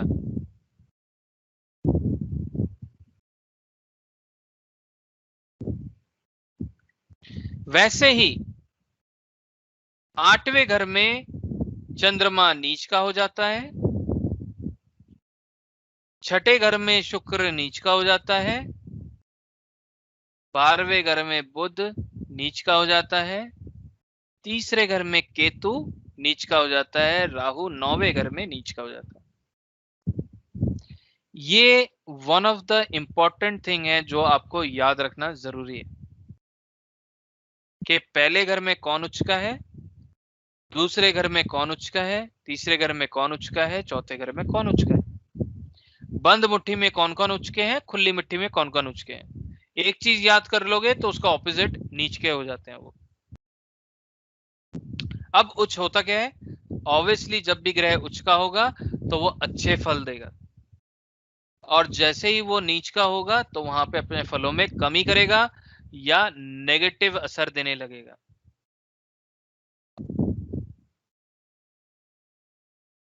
ठीक है।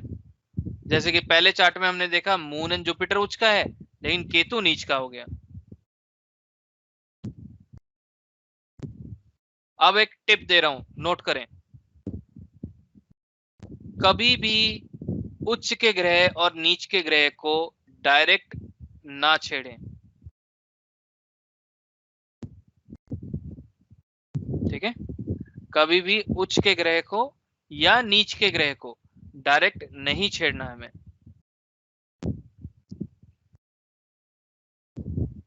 इसमें कोई क्वेश्चन है किसी का?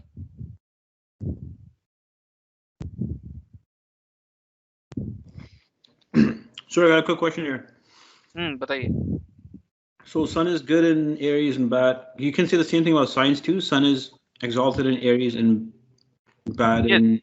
If we are representing the signs, generally Lal Kitab is not having the signs. They have signs, but we don't have that much importance of signs. Okay. But yes, we fix the signs in Lal Kitab. So that means number 1 is always be in the number 1 house. Okay. Okay. So in Vedic, if you say, okay, if sun is in Aries and it is in 5th house, then also sun is treated as exalted. Uch means exaltation. Neech means debilitation. Right? Yeah. So in Lal Kitab, आप ये समझें कि जो सूर्य है या कोई भी राशि है वो फिक्स है, वो मूव नहीं होगी। राशि का भी महत्व लाल किताब में है, लेकिन उसका कम है, उसको हम दूसरी तरह से यूज करेंगे, सीखेंगे उसको कैसे करना है। अभी आप इतना समझें कि राशि फिक्स है, हाउस फिक्स है लाल किताब, और जहां सूर्य लिखा है वहां पे हमेशा सूर्य उच्च का होगा। अब इसमें एक हिडन सीक्रेट बताता हूं। पहला घर खाली, पहला घर किसका है? कौन मालिक है पहले घर का? मार्स है सर मालिक। मार्स मालिक है। तो आप ये समझें कि पहला घर जो मालिक है, जमीन मंगल की है और घर बना रखा है सूर्य ने।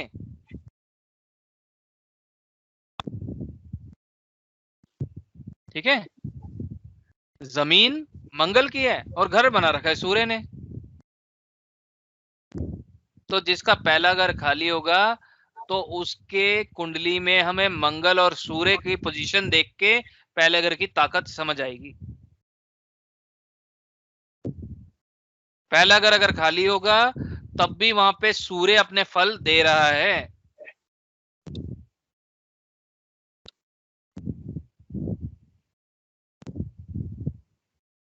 ठीक है,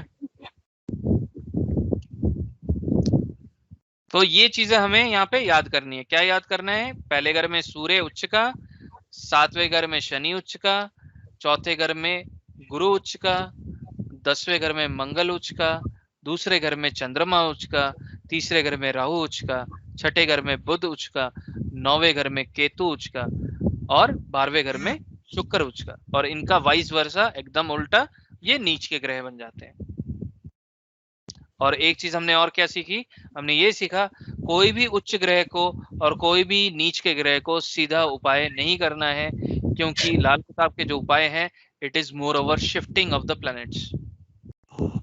ठीक है, तो सीधा इनका उपाय सबसे पहले आपको नहीं करने हैं। इसका तरीका होता है करने का, वो भी मैं आगे बताऊंगा। धीरे धीरे करके चीजें हम स्टेजेस में सीखेंगे। चलिए आगे बढ़ते हैं। सर एक क्वेश्चन था। हाँ बताइए।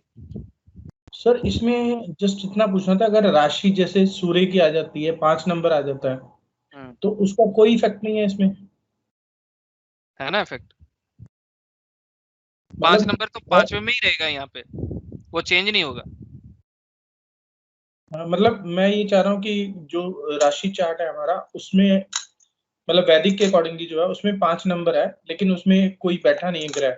नहीं, लाल किताब में ऐसे नहीं लेंगे। ठीक है सर, मतलब उसका कोई लाल फायदा नहीं किताब में उसको 5 नहीं लेंगे, हमने 5 को हटा दिया ना, हमने यहाँ पे नंबर 1 लिख दिया। मतलब उस राशि का कोई फर्क नहीं पड़ेगा उसमें? कोई फर्क नहीं करेंगे हम। हमारे लिए लाल किताब की कुंडली मेन है, हमें वैदिक नहीं करना है, हमें लाल किताब करना है। राइट, तो पहला घर सिर्फ और सिर्फ एरीज है।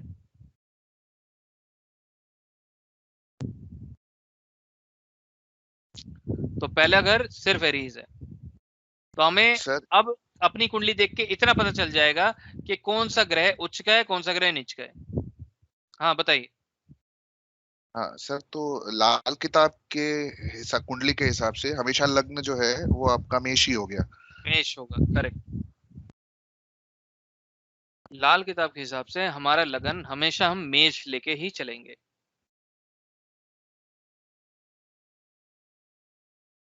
सर ये कालपुरुष की कुंडली की तरह है। कालपुरुष की कुंडली की तरह है, बिल्कुल।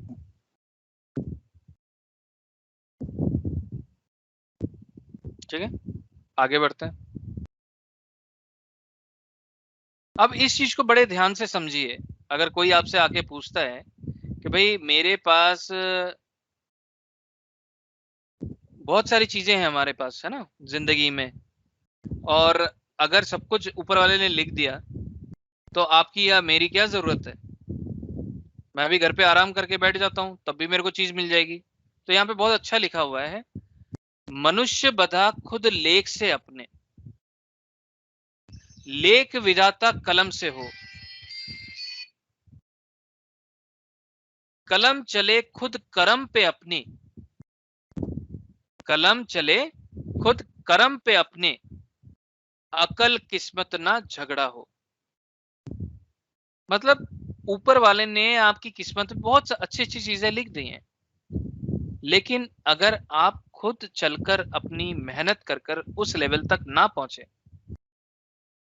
है ना, ऊपर वाले ने बोला कि भाई ये बहुत अच्छी नौकरी करेगा, अच्छी किस्मत लिख दी, लेकिन अच्छे घर में आपको जन्म कराया ऊपर वाले ने ताकि आपको अच्छी शिक्षा मिले, अच्छा आचरण मिले आपको, लेकिन अगर आपने उस चीजों को फॉलो ही नहीं किया, अपना कर्म ही नहीं किया कि एक अच्छा इंसान बनने के लिए, तो आपको क्या वो उस लेवल की चीजें मिलेंगी लाइफ में? नहीं मिलेंगी।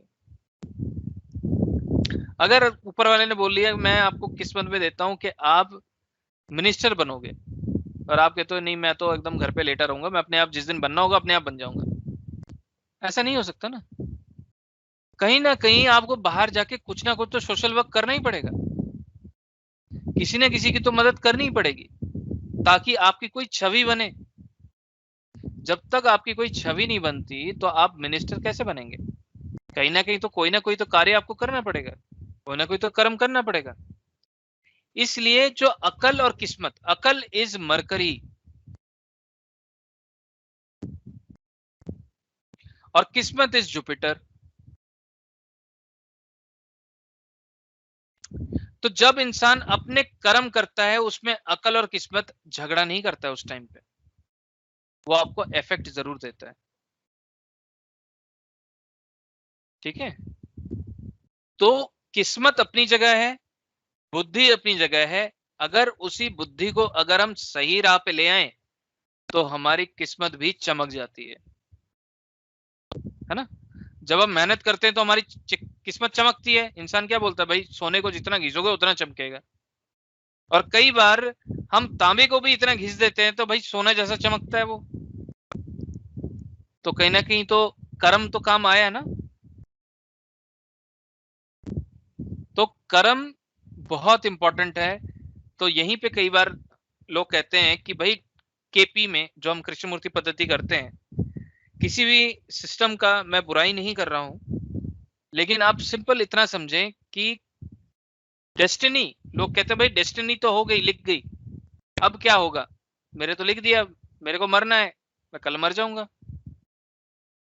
अगर आपने जिंदगी में कुछ अच्छे कर्म करे, किसी को मरते हुए से बचा लिया, किसी की जिंदगी मतलब कहीं वो बहुत मुसीबत में था, आपने उसको मदद कर ली, तो क्या पता उसकी जो दुआ है, उसकी जो ब्लेसिंग्स हैं, वो आपको सपोर्ट करेगा लाइफ में।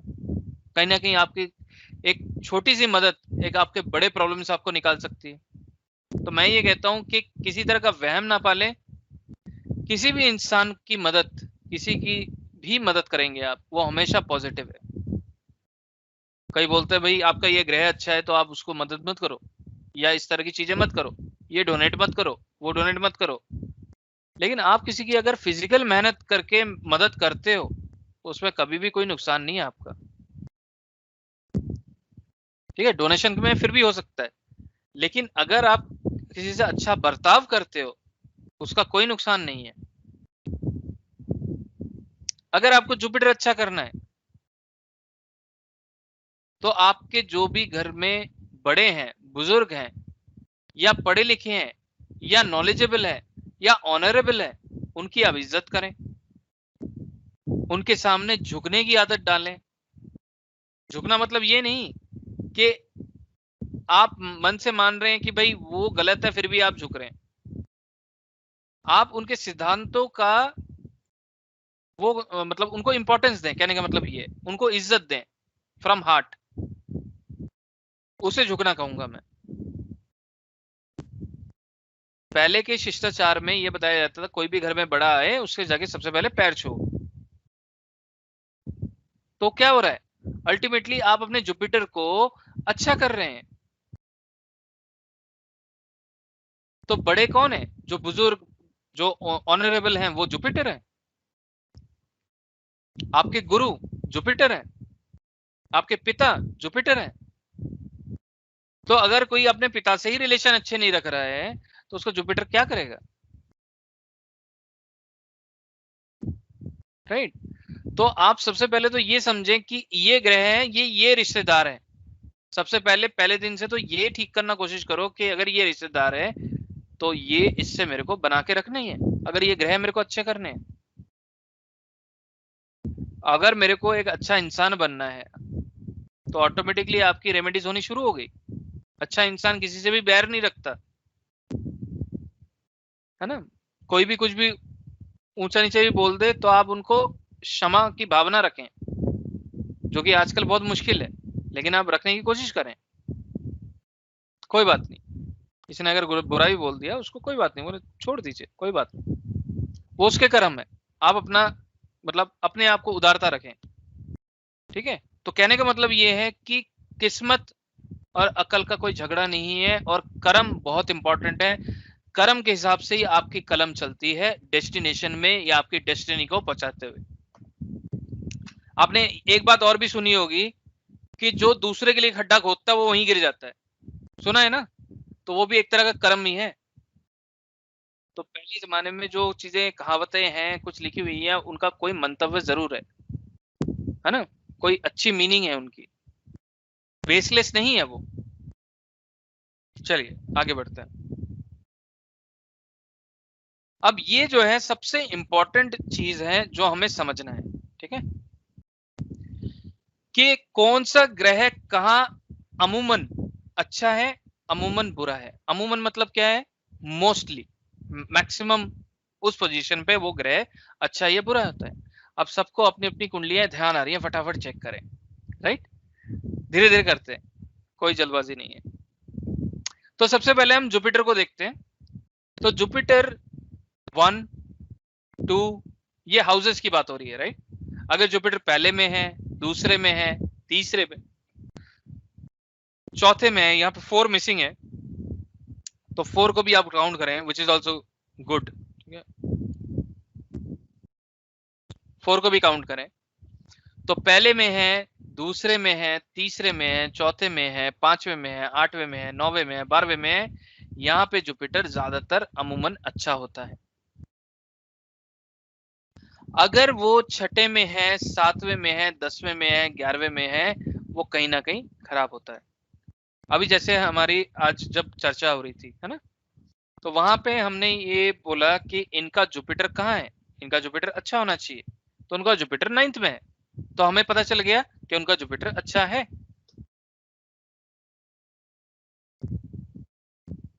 सूर्य, अगर सूर्य की बात करें तो सूर्य मोस्टली सारे घरों में अच्छा है एक्सेप्ट 6, 7 एंड 10।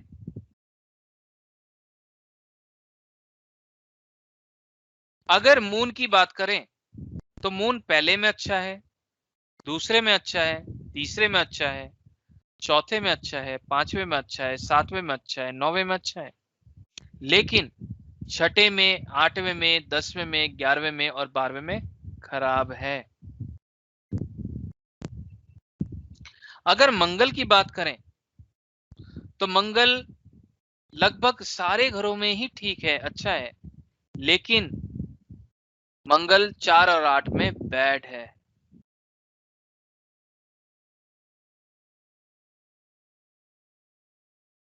अगर हम बुध की बात करें, बुध 1, 2, 4, 5, 6, 7 गुड। कहां खराब है? तीसरे में खराब है, और 8 से लेके 12 कहीं पे भी हो वो खराब है, बैड।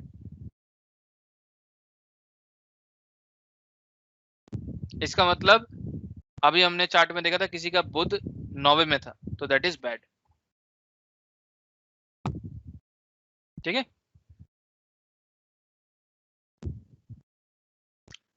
शुक्र, शुक्र जो है दूसरे में, तीसरे में, चौथे में, 5वें में, 7वें में, 8वें में, 10वें में, 11वें में, 12वें में ठीक है, अच्छा है। 1, 6, 9 बैड।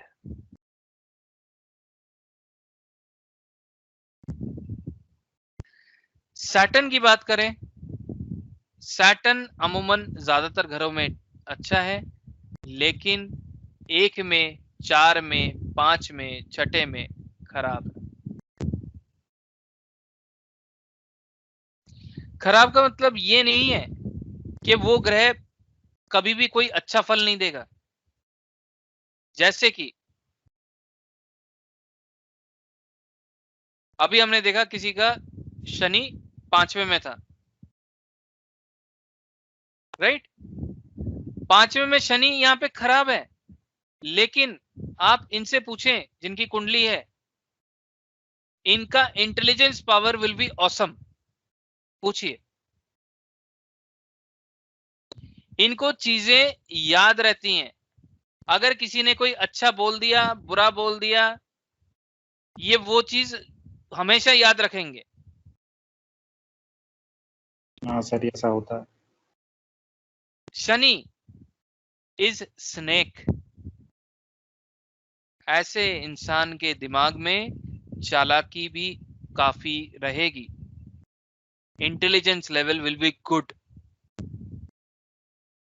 शनि इज स्नेक, तो स्नेक कैसा होता है? जिसको देख ले उसे याद रखे। नाम की कोई गारंटी नहीं है, लेकिन शक्ल याद रहेगी। ठीक है। चीजें ना भूलने वाली चीजें हमेशा रिमेम्बर रखते हैं कि भाई किसी ने कुछ किया ना तो उसको याद रहेगा, अरे उसने मेरे साथ ऐसा किया था, मुझे याद है, मैं नहीं भूल सकता। तो ये चीजें सैटर्न 5th। ठीक है जी। तो शनि वहां पे असर दूसरी तरह से खराब देगा, उसको हम समझेंगे कहां देगा। शनि मकान है, अगर इन्होंने अपने नाम पे मकान बना लिया तो इनको नेगेटिव असर आने शुरू हो जाएंगे। इनको सिम्टम शनि का कब आएगा? जब ये 36वें साल पहुंचेंगे, 36 में, तब इनको असली असर समझ आएगा कि शनि अच्छा है या बुरा है। इनके अगर बैक पेन हो रहा है, कमर के ठीक पीछे दर्द होता है, कमर में दर्द होता है, बैक रीढ़ की हड्डी में दर्द होता है, तो इनका शनि खराब है।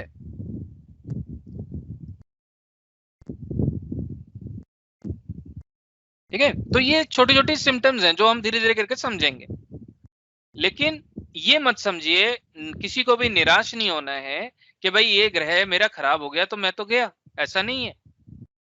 बहुत सारे कंडीशंस होते हैं, लेकिन आप इतना समझे ये कहीं ना कहीं अमूमन हम उसको बुरा ही बोलेंगे। It is not in a good position. आप चीज समझ रहे हैं? इस शब्द को ऐसे भी हम बोल सकते हैं, it is not in a good position. Rahu, Rahu सिर्फ और सिर्फ इतना याद रखें कि भाई 3, 4, 6 में अच्छा है, बाकी हर जगह इट इज बैड। अगर केतु की बात करूं तो केतु पहले में अच्छा, दूसरे में अच्छा, 7वें में अच्छा, 9वें में अच्छा, 10वें में अच्छा, 11वें में अच्छा, 12वें में अच्छा, तीसरे में खराब है, चौथे में खराब है, पांचवें में खराब है, छठे में खराब है और आठवें में खराब।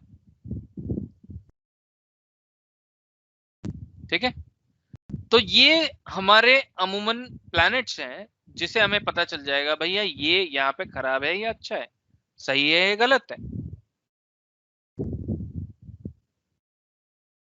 तो अभी आप लोगों ने थोड़ा बहुत जो भी चार्ट आप लोगों ने देखा होगा उसमें आपको इतना पता चल गया कि भाई ये ग्रह मेरे अच्छे हैं और ये ग्रह मेरे बुरे हैं, राइट। तो मैं ये चाहूंगा आप लोग एक छोटा सा टेबल बना लें अपने चार्ट का और ये चीजें बना के चेक करें कि कौन सा चार्ट आपके गुड आ रहा है, कौन सा चार्ट बैड आ रहा है। अब आगे चलते हैं। इसमें कोई क्वेश्चन है किसी का? सर मेरा क्वेश्चन था सर एक। हाँ बताइए। सर वैसे तो 2 क्वेश्चन है सर। पहला क्वेश्चन सर ये है कि सर मेरे को ऐसे वो बात लानी नहीं चाहिए क्योंकि सर आप अभी लाल किताब करवा रहे हो सर। केपी में सर जो है प्लैनेट शिफ्ट हो जाते हैं ना सर, एक भाव से दूसरे भाव तक। बिल्कुल बिल्कुल। तो सर मेरे को वही पूछना था कि सर फिर रिजल्ट किस चीज का मिलेगा मेनली? रिजल्ट देखो, केपी हम यहाँ नहीं करेंगे तो हम राशि चार्ट को ही फोकस करेंगे। कई जगह आप देखेंगे कि बड़े बड़े लाल किताब एस्ट्रोलॉजर हैं जो यूट्यूब में भी बहुत अच्छा बोल लेते हैं, वो ये बोलते हैं कि हम शोधित कुंडली यूज करते हैं। शोधित कुंडली इज नथिंग बट केपी की भावचलित कुंडली, ठीक है। लेकिन अगर शोधित को यूज ही करना होता तो रूपचंद जोशी जी जो इतने ज्ञानी थे उन्होंने वो तो मेंशन करनी थी अपनी किताब में, तो उन्होंने क्यों नहीं करी? क्योंकि वो हमें यूज नहीं करनी है, ठीक है। लाल किताब ऐसी चीज नहीं है जहां पे मैं अपना दिमाग लगा सकूं, इस चीज को आप समझ लें पहले दिन से ही। लाल किताब ऐसी चीज है जो कि हमने बताया कि डिवाइन साइंस है, इसमें हमें फॉलो करना है जो उन्होंने बताया है। सिंपल चीज है, हम एक सिंपल और साधारण इंसान बनके हम उनकी लिखी हुई चीजों को फॉलो करेंगे, अपना दिमाग नहीं लगाएंगे। जहां हमने अपना दिमाग ज्यादा लगाने की कोशिश करी वहां पे हम फंसेंगे, क्योंकि हमें अभी उतनी नॉलेज नहीं है। हम उसी चीज को फॉलो करेंगे जिस चीज को हमें करना चाहिए। धीरे धीरे जैसे हमारी 4 क्लासेस हो जाएंगी, 5 क्लासेस हो जाएंगी, फिर मैं आप लोगों को एनकरेज करूंगा कि आपको किताबें भी पढ़नी है और कैसे पढ़नी है वो भी बताऊंगा, ठीक है। लेकिन अभी नहीं, थोड़ा रुक जाए।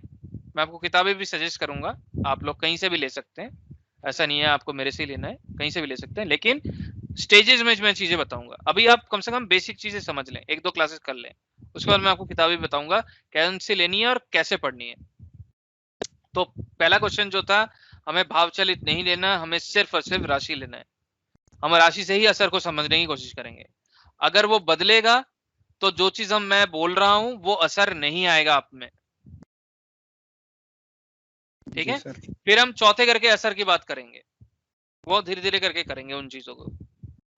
सर दूसरा क्वेश्चन सर मेरा ये था कि सर ऊंच नीचे सर जैसे आपने इसमें बताया ना कि भाव क्या सर ये लाल किताब में सर, लाल किताब कुंडली में सर ऊंच नीचे जैसे सर इसमें अलग है और सर उसमें अलग है, वैदिक में जो राशि चार्ट जो सर होता है, हाँ जी, उसमें नीचे अलग हो जाता है सर। तो सर मतलब हम मतलब एग्जैक्टली लेंगे किस? लाल किताब को लेंगे। अब आपका केतु खराब है, आपका राहु खराब है, हाँ सर, है ना, ये नीच के ग्रह बैठ गए आपके जी, तो ये कहीं ना कहीं आपको बुरा असर देंगे। अब इसमें आप थोड़ा और आगे चलोगे तो आपको पता चलेगा आपका जुपिटर बहुत अच्छा है, लेकिन वो उतना असर दे नहीं पा रहा क्योंकि राहु गलत जगह बैठ गया जुपिटर के घर में जाके, जिसको हम कहते हैं जड़। राहु गुरु के जड़ में आके बैठ गया, तो उसको भी हम इसी क्लास मतलब इसी सेशन में समझेंगे, मतलब बेसिक क्लास में समझेंगे कि जड़ क्या होता है। तो कोई दुश्मन ग्रह अगर उसके जड़ में जाके बैठ जाए तब भी वो ग्रह खुल के, अब सोचो कि आपके घर हो, मैं सोच लो कि मैं आपका दुश्मन हूं, आप घर से बाहर हो, मैं आपके घर में आके बैठ गया, तो आपका दिमाग कहाँ चलेगा? अरे यार मेरे घर में वो बैठा है, उसको पता नहीं क्या कर रहा होगा, ठीक है। आपके फ्रिज के अंदर शाही पनीर रखा हुआ है, वो गर्म करके मैंने खा लिया, आप क्या खाओगे घर आके, है ना। तो ये चीजें टेंशन जो है उस प्लेनेट को चलती रहती है। तो कोई किसी के दुश्मन ग्रह जड़ में बैठ गया तो उतना असर वो नहीं दे पा रहा जितना वो बढ़िया असर देना चाहिए, लेकिन ओवरऑल वो देगा जरूर। कब देगा? जब राहु अपने असर कम करेगा। कब असर कम करेगा? 42वें साल में। राहु की मियाद है 42।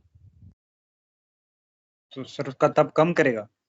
तब असर वो अपना कम करेगा, मतलब जुपिटर के घर में बैठा है ना, तो वहां असर कम करेगा।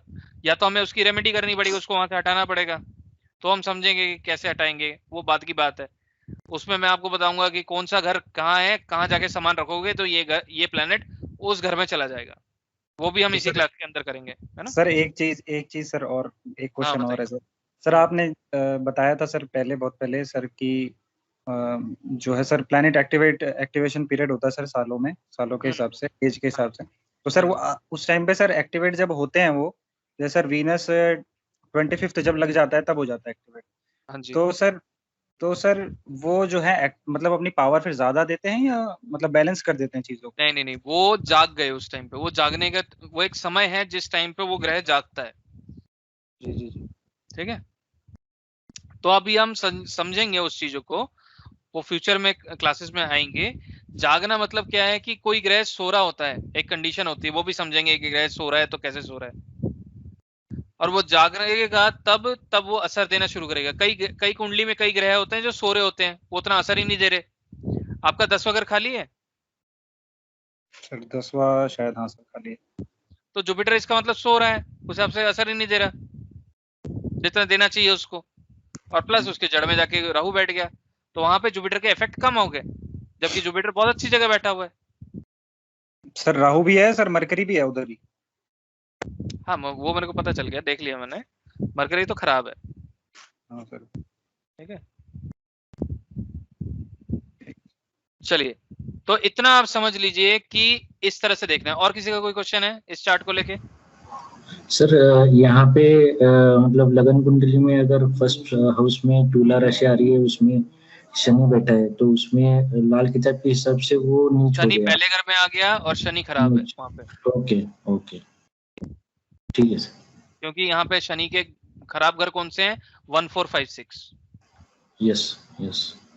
तो यहाँ पे शनि क्या करेगा? शनि इंसान को जिद्दी बना देगा। करेक्ट, या। Hello sir.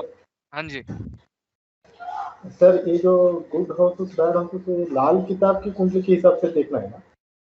हाँ जी, लाल किताब की कुंडली के हिसाब से पहले आपको अपना चार्ट, लाल किताब का चार्ट बनाना है, उसके हिसाब से पोजीशन चेक करनी है, वो कौन से घर में बैठा है। ओके, ठीक है सर एक क्वेश्चन और था सर मेरा। हाँ बताइए। सर इसमें मतलब ये सर कंप्लीटली डिफरेंट है सर, मतलब केपी एस्ट्रोलॉजी से। सर इसमें केवल प्लेसमेंट देखनी है ना सर, कि प्लैनेट्स कहाँ पे हैं कहाँ पे नहीं है, बस ये देखना है ना? बिल्कुल, सिर्फ प्लेसमेंट देखनी है, वो भी सिर्फ राशि चार्ट से, और कहीं से नहीं देखनी है। कस्प और स्टार वगैरह से कोई रिलेटेड नहीं? कुछ नहीं। इसमें यही बोला है, राशि भुला नक्षत्र भुला, बस सिंपल एक ये कुंडली देखनी है आपको, और कुछ नहीं देखना। और बताइए, और किसी का क्वेश्चन है? Yes sir. बताइए। सर एक लगन में जन्म लेने वालों की तो सबकी ये लाल किताब कुंडली सेम ही होगी? बिल्कुल सेम होगी। तो सर फल भी सेम ही, इतने टाइम गैप में पैदा होने वाले हैं? आपको पता चल जाएगा कितना फल अलग होगा। अभी इस पे ट्विंस का भी मैं आपको बताऊंगा लाल किताब में क्या टेक्निक है। ठीक है, फिर आपके सोचने का नजरिया बदल जाएगा, don't worry. Sir as a layman मुझे ज्यादा बिल्कुल भी नहीं पता इसका, तो मैं अपनी जन्म कुंडली हाथ में लेके बैठी हूँ, तो इसमें दो मुझे वो दिख रहे हैं, जन्मांग चक्रम। अपनी कुंडली बताइए सर इसमें दो दिख रहे हैं, जन्मांग चक्रम और राशि चक्रम। तो मुझे किस हिसाब से जन्मांग चक्र के हिसाब से अपना लाल किताब का चार्ट बनाना पड़ेगा ना? आपकी कुंडली बताइए, डेट ऑफ बर्थ बताइए। मेरी 30th मई 1970। नाम बताइए। गीतांजलि सैनी।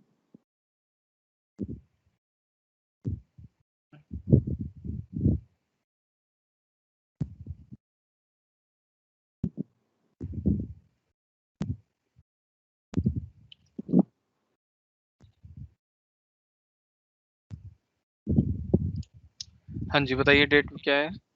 30 मई 1970, 1970।